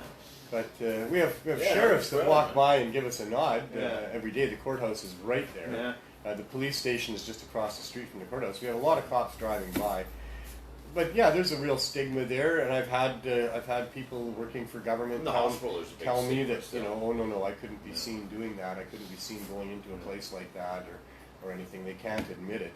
But yet to go into work in all of those places, in law enforcement and all these government places, to go into work and talk about how drunk you got the night before and how you went to the party and da-da-da-da-da. That's not only accepted, it's encouraged. Alcohol is throughout our government and throughout Parliament. It's in all of the offices on the Hill. It's part of all of the functions that they have there. There's a real, and that's from 11 o'clock in the morning. Not with COVID, I guess. Now maybe COVID's changed things a little bit, although they're probably getting back to normal. 9 o'clock. And one of the first stages for parliamentarians in getting back to normal is no longer drinking at home by yourself, but now coming back into work and drinking with some of your colleagues at 11 a.m. Yeah. So, but yeah, alcohol's been a huge part of Canada. The government makes money on it. It's government-sanctioned alcohol. There's government liquor stores, and also government where alcohol is sold in bars and pubs and so many other forms all over the place. And here comes what would be a good substitute for people struggling with problems with alcohol. Not everybody uses it responsibly. In the Parliament, you know? They should be. Hotbox that whole. Dana Larson sent all of them some weed in the mail. Yeah, I know. I remember that. Yeah. You know, I hope they hotbox the place. Yeah. You know, they liquefy it every day, so hotboxing it would be a good thing. And it would be like the old priests from a couple thousand years ago. They would be hotboxing Parliament like the inner sanctuaries that the priests would go into and light up the incense burners with all the Quanabazum oil, spread around it. So yeah, I mean, maybe we should take a lesson from the Bible as to how our governing bodies make decisions. Maybe they should commune a little more with the Holy Spirit and the magical vapors. And any spirit, I think. Yeah. Well, the alcohol spirit has had a good run there. Those are spirits. Multiple. It's brought us a lot of corruption. Anyway, that's great, Jerry. And so this whole thing about how much the government can interfere with our frames of mind and how we think about things and whether or not we're paranoid or living a life of bliss and euphoria is all about this now pursuit of our freedom of thought. Because these other psychedelics are coming into question as to whether or not they should be prohibited. We don't have huge societal problems with the use of psilocybin, MDMA, MDA, LSD. All of these things have therapeutic value, great therapeutic value when used properly, and not much of a downside that's too serious when not used properly, I would say. Some minor potential for problems, and people need to be warned about setting and dosages and things. But I also know a lot of people who have more than survived numerous encounters with far more LSD than they ever should have taken. There you go, right? There you go. There's a lot of people that are still fully functioning adults that have come through, what would be considered probably by government agencies at least. Oh, yeah. The misuse of these things. I was considered crazy for life because I took more than so many acids, when I was a kid. Right? So I figured I always try. Why should you care? Turns out you I'll care. take some more. Turns out you care anyway. Yeah. Well, that's it. I cared more than I should have cared. Turns out you're still clever. You're still clever. You're still putting businesses together. You're always thinking. You're always working. You got lots of things on the go. You've done so much. So all these encounters with the slightly too much, and I use the word slightly. with loads too much of this stuff. Like lots of people have done that. Yeah. There's stories of people who burned themselves out for sure. There's people who will tell you it fucked their brain up. I'm sure. Yeah. There's lots of that too. And it's not for everybody, huh? It's not for everybody. It's not for you. Quit doing it all. Yeah, if you're worried about that, then be careful, and maybe be careful anyway.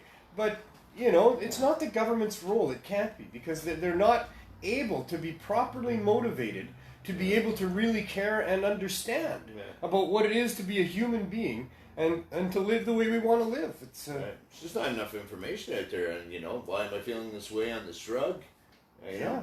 Like, let's explore that, because there's a lot of people in trouble. And we're going to have a lot of people that are suffering mental health issues because of what's gone on in the last year and a half around the world. Like, I think it's going up to $23 billion for just antidepressants just because of COVID. They're not talking about suicides because they don't talk about suicides because then more people commit suicide apparently.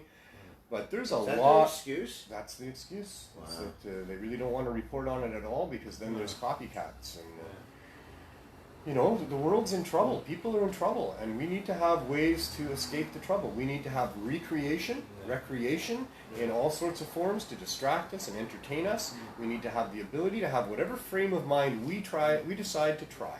So they don't report on suicide because you get more suicides, but they report on more murder every day. Yeah, so they want more war and murder. Harder to cover up a murder. Yeah. I don't know. Yeah, murder is juicy headlines, I guess. Yeah. I don't know. I don't know who's running this stuff and making these decisions, but it's not me.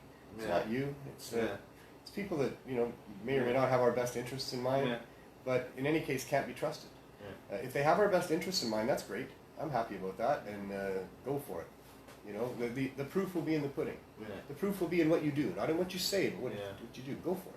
But if they don't have our best interests in mind, if they're there to rape us for money or for control, they should be held accountable. Then we should have mechanisms for being able to detect that. If they don't meet their shit, they should, you know, be accountable for that shit. Exactly. You know, we need to get on or that. you're fired, or you can't run again. Glenn was saying earlier. Sure. You can't, you know, Trudeau does, and then him run again. So Glenn was saying earlier that Jagmeet Singh, the NDP candidate for Prime Minister, has said that in the last 6 years there's been no one convicted of tax evasion in Canada. I wasn't able to find that quote, but his saying is that the Liberal government has... Is he running for Prime Minister? Yeah. I knew that was happening. I hope the guy's real, because, you know, he seems like a nice guy, but sort of Trudeau. Yeah, I don't think you can trust any of them. I've learned I do like his outlook on drugs, though. Anything would be better at this point, probably, maybe. Yeah. Even that is not a correct statement. I try to tell the truth only. I don't know. I'm willing to try some other things. Gotta say it like his TikTok I'm willing to try some other parties, and sure, I guess NDP better than the Liberals and Conservatives at this point for sure. I'd like to give them a try, but then, you know, they've got some policies and some things that don't fit with my view of things either, and I'm not going to get into any of all that. I haven't looked make at up their own decision on what they do. When is that again? I get some kind of election thing in the mail. Oh, we're going to have the vote on the 20th. Coming right up on the 20th. It comes really fast, just after your final submissions to the judge, which is really just to see what's said. We will hopefully be able to see what's said or hear what's said. I wasn't able to see the proceedings, but we can maybe phone in and hear. Yeah, I'm hoping that's the same. I don't have to be there, but I should listen to it. Or hopefully, if it happens, people can report on it after that happens. I'm not sure. Yeah, no, I don't think. Will the publication ban last until the decision comes down?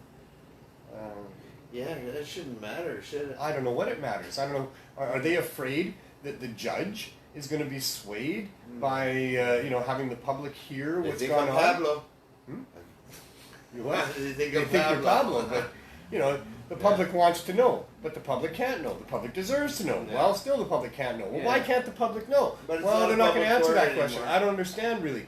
Is that to protect you and your other co-applicants? Is that to protect the public? Or is that to protect the judge? Because maybe they think that if you talk about it and tell what's happened so far and what your opinion is, that maybe that'll sway the judge somehow, or other people will sway the judge somehow. I don't know if that's what they're afraid of. I'm not sure what they're afraid of. I am sure they should be afraid of some things. I think that they're way, way overboard in what they're doing in bringing a good man before the courts when any person with a half a brain would be able to analyze what you did, what you accomplished. You know, did you hurt people? Did you help people? What were your motives? What were your intentions? What were the laws? What were your understandings of the laws? How you tried to do this. For those that don't know, Jerry tried to do it absolutely as best you could because he was living in Saskatchewan in a small town. So you listen to Trudeau say that people in that gray area of dispensaries should be as open as possible, and so you kept track of all the money that you gave away to your town and to other people to help because you wanted to do that and you thought that might help you, be accepted. All of that's on record. Yeah. All of that's on record. It was a very open operation. He wasn't trying to hide nothing. In fact, it was the opposite because of what Trudeau had said. And here we've wasted, obviously, millions of dollars so far just on Jerry's case. Our tax dollars, yours and mine. We'd have nothing to do with this. We don't want to bring him to court. Most average Canadians wouldn't do this. We don't need to have a dispensary owner in court.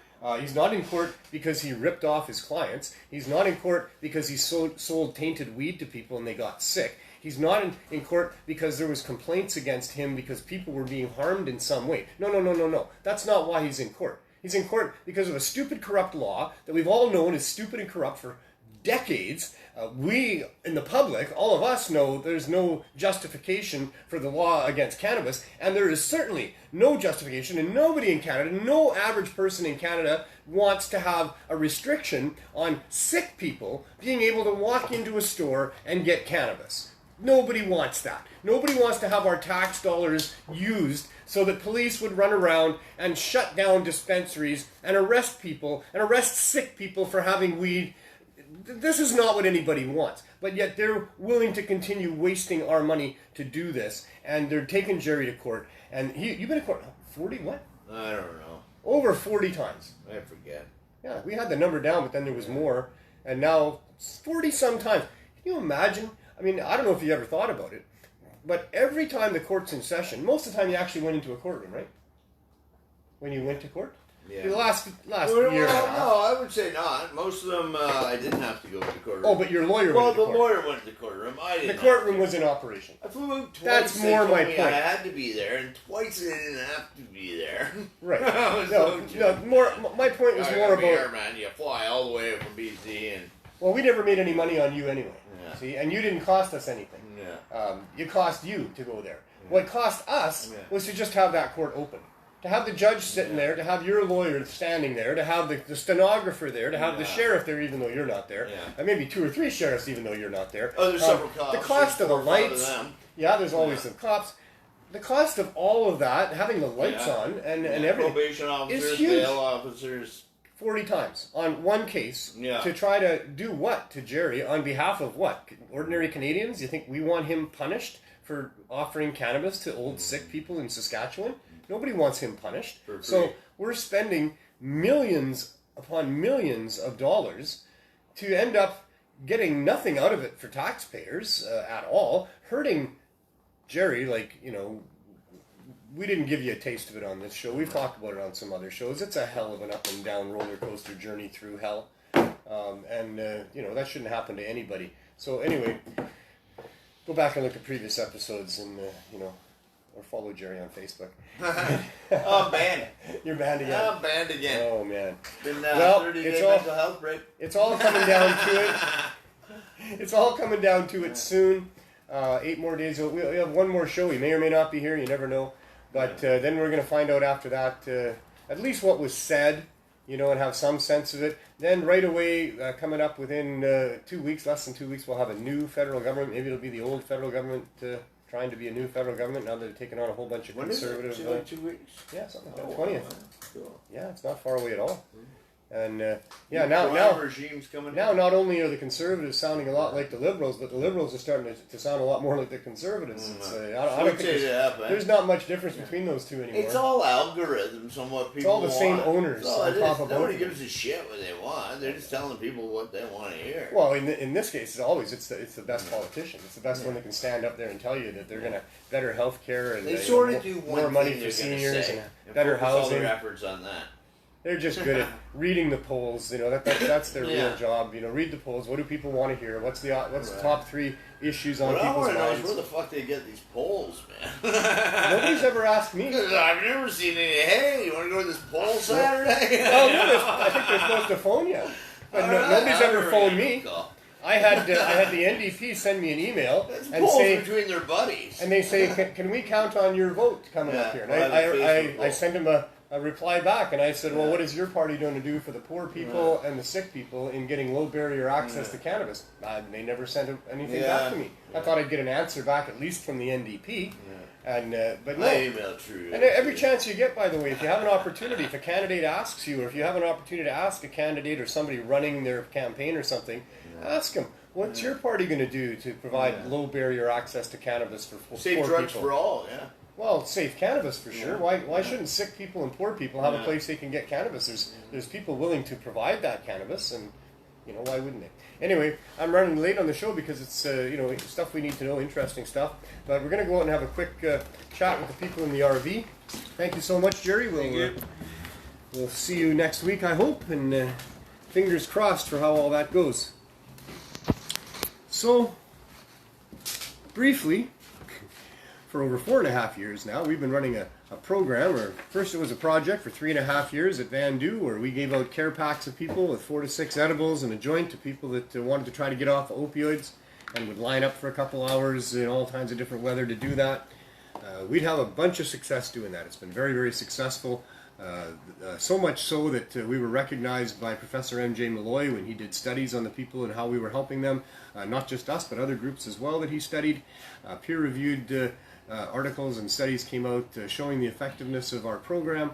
And so with also the support of Vancouver City Council, who passed a unanimous motion saying they would support low barrier access to cannabis to people for the opioid crisis, based on our project, we opened a storefront and then expected to have support from the city, but instead we had a licensing department, unaware of the motion, decide that we needed to have a license from first the provincial government, but then it turned out it had to be the federal government because what we're doing would qualify as medical cannabis. And so we applied to the federal government over 11.5 months ago, along with an emergency application for just a temporary exemption from the criminal code, the Cannabis Act, to be able to continue to do the program that we had been doing for all of these years with all of these hundreds of people that were now members of our program. And so we put that application in, and we're still waiting all of this time. That lack of response from the federal government ended us getting evicted from the storefront that we had occupied for almost 5 months. And then in response to that, we got an RV, and we parked it right out front of the store, and we've now been operating in that RV for over 10 months. We're into our 11th month in the RV. And our program has now close to 300 people in it that come here every 4 days, and they get 420 milligrams of high-dose edibles for free. And we have other people that also get stuff here because we don't turn anybody away. So if somebody isn't part of the program and they're struggling and they're poor and they can't afford what we have, even though we have really good low prices as best we can on the edibles and things that we have here, then we make sure that they get something to get them through the day, and they can get something to get through every day if they want to keep coming back for that. So we'll go and see what they have to say out there at the RV, and we'll see you there.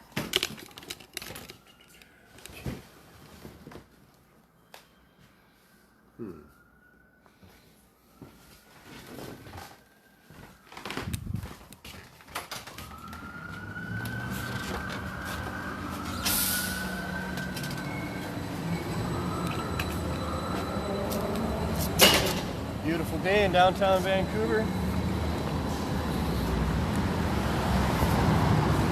We'll just go like this.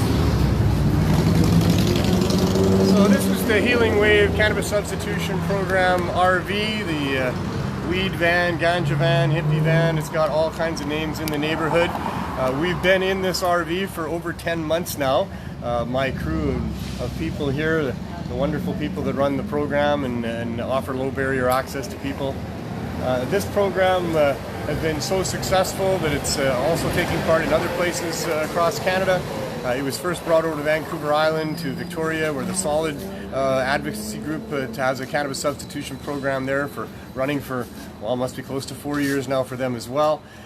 Chris Backer in Halifax, Nova Scotia, he's been running a program for getting close to 2 years there. It's 21 months or something like that for Chris. They have hundreds of people that line up once a week and get a care pack. Mary McCarty was our head baker here, and boy, we sure wish she was here being our head baker again. But she's there in London, Ontario, 21 weeks now. They had 120 plus people there today. No opposition from authorities, but a lot of real good vibes in the community. They call it the Green Project there. And so, and I should add, there's Ward Taylor and Jason Lafashi and other people as well that are doing similar things, and people that, you know, without any recognition or reaching out to us, I know are helping people get access to cannabis, especially high-dose edibles. High-dose edibles is what works for people when it comes to getting off of opioids, and for people that are really sick and suffering, the high-dose edibles is what works best for them. But especially for people trying to get off of opioids, the biggest barrier to doing that is the withdrawal, the 7 levels of hell that you go through to get to the other side of being on a daily user of opioids and other street drugs and some other substances. And that can be accomplished with the help of high-dose edibles, and many, many people have done that. And so that's why this is so important. That's why we've had such success, is not so much the smoked version of cannabis, it's the high-dose edibles that really work. So let's go see what's going on here with these other people here. Hello, hello. Jennifer Nelson. How's it going? So what's new in the hippie van? It's another hot day. It was, wasn't it? Yeah. I thought we were pretty much done the hot days. But, No, summer's not over just yet. yeah. There won't be too many more, and then we'll be complaining about the cold days. Yeah, then it'll be raining all the time. No, George, George loves the cold days. George actually never did complain about the cold. He always laughed at us for complaining about the cold. But it was pretty cold inside the RV. We had to have a propane heater in there. Yeah, And, I almost needed it the other day when it was raining. I was thinking about it the other day. It is cooling down quite a bit. Yeah. So it won't be too long and we'll have the heater back. We've already got the lights that come on. Yeah. We've been in the RV for over 10 months. Like, I know I just said that a couple times, but wow, it's been like, the winter was harsh and cold and rainy and wet and windy. For people standing at the window especially, it's hard. Yeah. And then the summer was so hot, just It's hard on us sweltering. physically too. Like we never get to stand up. Yep, they're all developing permanent stoops. Except for Andrew. We're gonna be the Andrew's hunchbacks fine. of the east He side. stands most of the day. It's okay. But everybody else, they're getting. Have to be here if the government gave us what we needed. Well, let's talk to you about that at the back door, Andrew. There we go. There we go. Nice loud knock, the secret Come on knock, in. The secret, yeah. You come and on then in. he's in a good mood and he'll help you as long as you know your number. As long as you know your number and you're here by 7 o'clock and knock on my door. He does prefer people to be on time. That's a So little what more- happens here, this is the CSP door of the RV, and people come here if they're on the list, and they have a variety of things that they're offered, and they get to choose 420 milligrams of whatever they want that works for them, and we keep track of all of that. So I here have we some have... cookies here at 100 milligrams from Joe Pepper. Nice. I have some brownies. Brownies, are those from Roberta? Yep. Nice. And I have some One-to-one tincture. What does that look like? Oh, nice. 1-to-1. Yeah, so that means it's an equal portion THC and CBD. That means it's 250 milligrams of THC and 250 milligrams of CBD. Yeah, and people would 1-to-1. use that typically, putting it under their tongue, or you can use it as a topical as well. It's not something that you smoke in any way. You can take a few drops into your food or something. If You can put it into a cup of tea or Yeah, something like yeah, that as tea, well. If you're having a bowl of soup, just drop some in Yeah. there or something, right? Yeah. I have some more right here. I also have some brownies. More These from Joe Pepper. brownies. These are muffin brownies from Joe Pepper. And we have gummies. We just got another fantastic Here we go. donation from Gorilla Ganja We today. have some CBD in here, full CBD, and we have some 1-to-1, 40 and 40 of sativa, and we have black cherry here, 40 and 40. It's half sativa and half indica, and then we have the full THC. Yeah, And we have some right here. These ones right here. That's 250 milligrams. Okay, so that's from Carly. Yeah. That's And then I see there's some toffee down there. Those are from Robert. Those are from Robert. Yes. Yeah, and how much are those? 150 each? 150 milligrams each. And there's a yeah. cube in there. That's from Green Wilderness. Yeah. Green Wilderness, fantastic outfit, along with Gorilla Ganja. But Green Wilderness, right since the very early days of the program, approached me. They were just starting to make edibles, and they wanted to help. They wanted to give back. They had lost a family member to the opioid crisis, and so they're back with more donations. They've been helping all along, but they've gotten they've geared back up again after suffering numerous setbacks because of legalization. I also They've got geared some back up. pills. I got some 20 milligram high Right, rate pills. and 50 milligram pills. And pills are really important because some people are diabetic, or for whatever reason they don't want the edibles. So it's good that we have pills for them. We don't want to touch them, but there they are. I'm sure everybody And can we have some, these ones are the popular ones. These Yeah. are the 50 milligram THC. They're very popular. Yeah, We've had some people say that that's from Dirty Dave there. these pills I think here. the other ones were from Weeds, Glass and Gift. These pills such here, great supporters of thanks ours to over the Dave, years. These have changed people. This one said they changed their lives. I have Yeah. some people that would like to come on and help change their lives. Eden, Just a take dispensary pills. that operated in Vancouver for years, they ran a program a block over from here where they just gave away caps like that. That's what people could get. They didn't have any I other have choice some, for people. snake oil. And it worked very well. And I have some honey. Yep. The reason that Eden stopped after a year of doing their program over there was because they couldn't get licensed by the government for what they were doing because it was outside of the Cannabis Act, and the government wouldn't make an exemption for them. And I remember being at the meeting at City Hall where they presented that after having had such success over a year with so many people being helped, and now they were going to have to shut their doors because that's just what the City Council said they had to do. And there was so many tears amongst the people there that were no longer going to be able to help people. It's a real tragedy. So, And they say down here that it's very poor down here, but you got to have the things down here to get people off these things and get people not so poor, right? Give them opportunities, right? And they won't feel poor. make it If as it's easy the as poorest, you can. then help them. Exactly. Because it's going to stay that way if you don't, right? You know, And- being poor lots of times is just a result of the society that we're living in and situations that happen to people. It can happen to anybody. Sure can. Most people are just a month or two away from poverty if they were to have their income stopped. And then it's really, really hard. So, you know, we need to help those people. And this neighborhood that has such a larger percentage of people that struggle that way, because this is where the services are for people, they need to have this service available for people.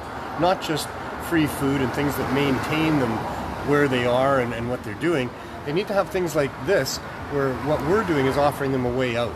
That this is an exit strategy from this neighborhood. This is a way to start feeling good, getting proper sleep, thinking better, and getting your pain under control, and not having to use all of those harsh substances that take such a toll on people and keep them trapped in all of these other things that go with it. People that wait at the doctor's office so they can get their pills for the day, you know.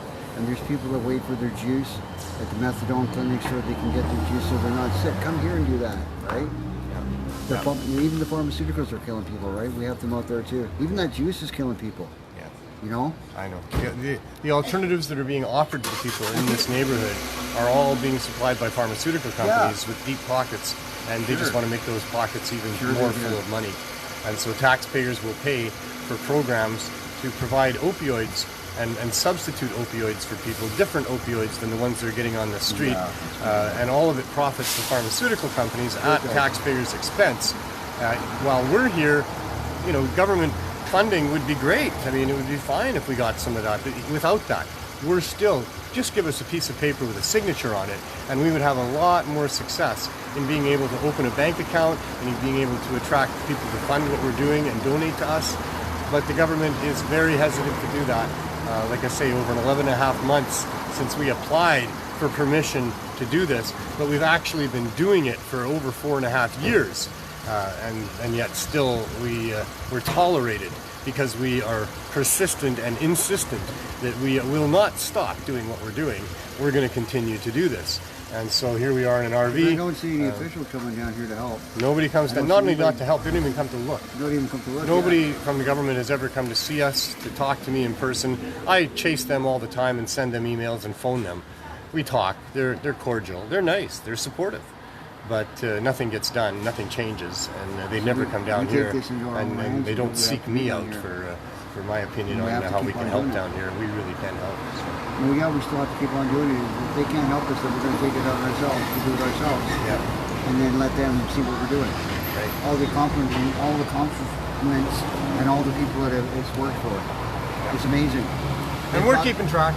Oh, sure we are. We got to keep track all the time, right? Got some. I have 266 people that come to are on the membership board, and I have about 250 that are on the waiting list. Is that not enough people to say that you've got to do something about this? Yeah. It's in your hands now. We've done all we can, and we're going to stay here, and we're going to keep on doing it right through the winter. And if we're still here after that, we'll be here. The people got to be saved, right?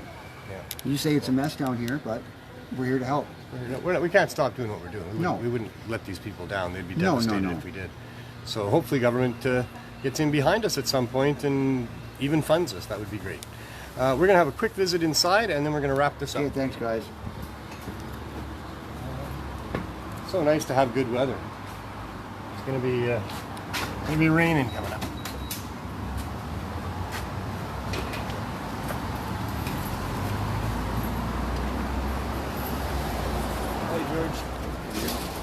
Rolling, rolling, rolling. Always rolling. Always rolling. You gotta have joints for people. Some people can't roll. Some people, they just want to have a pre-roll joint because they don't have the ability or the time or the space to be able to roll it. And so we have a lot of pre-rolling going on here. Anyway, that's the show for today. It's still going on. Our quest for a community-based, low barrier access cannabis store continues. We have a federal election going on in Canada. So I guess they're probably not going to make a decision for us until at least they see who is the government in another couple of weeks. And then Jerry Martin's case will have been heard by then. The final arguments will be in. And we'll be anxiously awaiting what decision comes down at that point. And that will likely affect us as well. And I imagine Health Canada is also waiting for that decision because there's a lot of overlap between our application and Jerry Martin's constitutional challenge. And so we'll see what happens. But for now, things are the way that they are. We are continuing to soldier on, and we are so thankful to all the other people that are Cannabis Crusaders, that are soldiering on in their own way out there, doing what they're doing and trying to make the world a better place. I recommend everybody do that. Life is all about how you feel. There's not much else going on. If you're dead to feelings, then what point is there to life? But being alive and having feelings and wanting to feel good, one of the ways you can feel good is by being a contributor to the future generations and to the world that we live in, and feeling like you're a contributor and that you're making a positive difference, even in a small way, is a very good way to feel. And if you have a life and time is moving forward and you're having to spend your time doing something that makes you feel good, is a very rewarding thing. So easy for me to say, and of course it's obvious that that's the truth, but we need people to continue this fight for our rights and our freedoms. We've had a lot of people over the past. At the start of the show I talked about Jesus Christ was probably one of the original activists that went against the wishes of the governing bodies to make sure that people were able to get the value that they needed in their life, and so that people like that are needed more and more today, and probably more today than ever. We need people who will do like Jesus did and defy the authorities to bring medicine to people that need it, and bring healing and the healing anointing oil. And the substance is the same all these 2,000 years later, where people need that holy anointing oil. People need it for wellness. They need it for serious illness and injury in their life. They need it to deal and cope with all the demons of life. Many people are traumatized to the point of becoming highly addicted to many different things as a coping mechanism for all the trauma that they've been through. And some holy anointing oil for those people would be a really good idea too. So be like Jesus, be an activist. Don't let evil, greedy government corporate forces prevent access to this amazing plant to you or your grandmother, or to sick people or poor people, whoever you care about.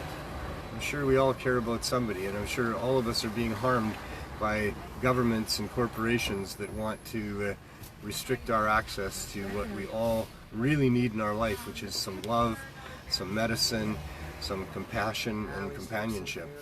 And so let's make it happen. Let's do it, folks. Let's figure out how we can do this. Maybe write none of the above on your ballot.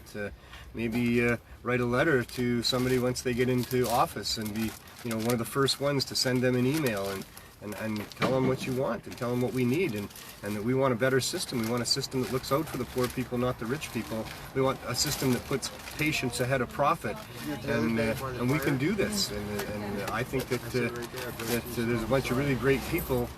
All of you are great people, and all of us great people can come up with our own ideas of how we can contribute. And if we all did that, I'll bet you we'd see the change that we're looking for. Let's try it and see anyway. So thanks to everybody that's helped out to this point. Thanks to everybody that helps the CSPs here, the CSPs in other parts of the country. Thanks to everybody that watches this show and cares a little bit about people. Let's have a better world together. We can make these changes. I have great hopes that that could be the case, that we can get the change we're looking for if enough people work towards it. And life is short, There's a lot to it. I recommend you regularly count your blessings. I recommend you understand it probably could be worse no matter what situation you're in, because it's only about how you feel. And if you feel like you've got something going on that's positive and that there's some hope for that in the future, then you know, that's how life is supposed to be when it's in a positive vein. So do that, make the world a better place, and while you're doing it, of course, as always, you know it, have as much fun as you can.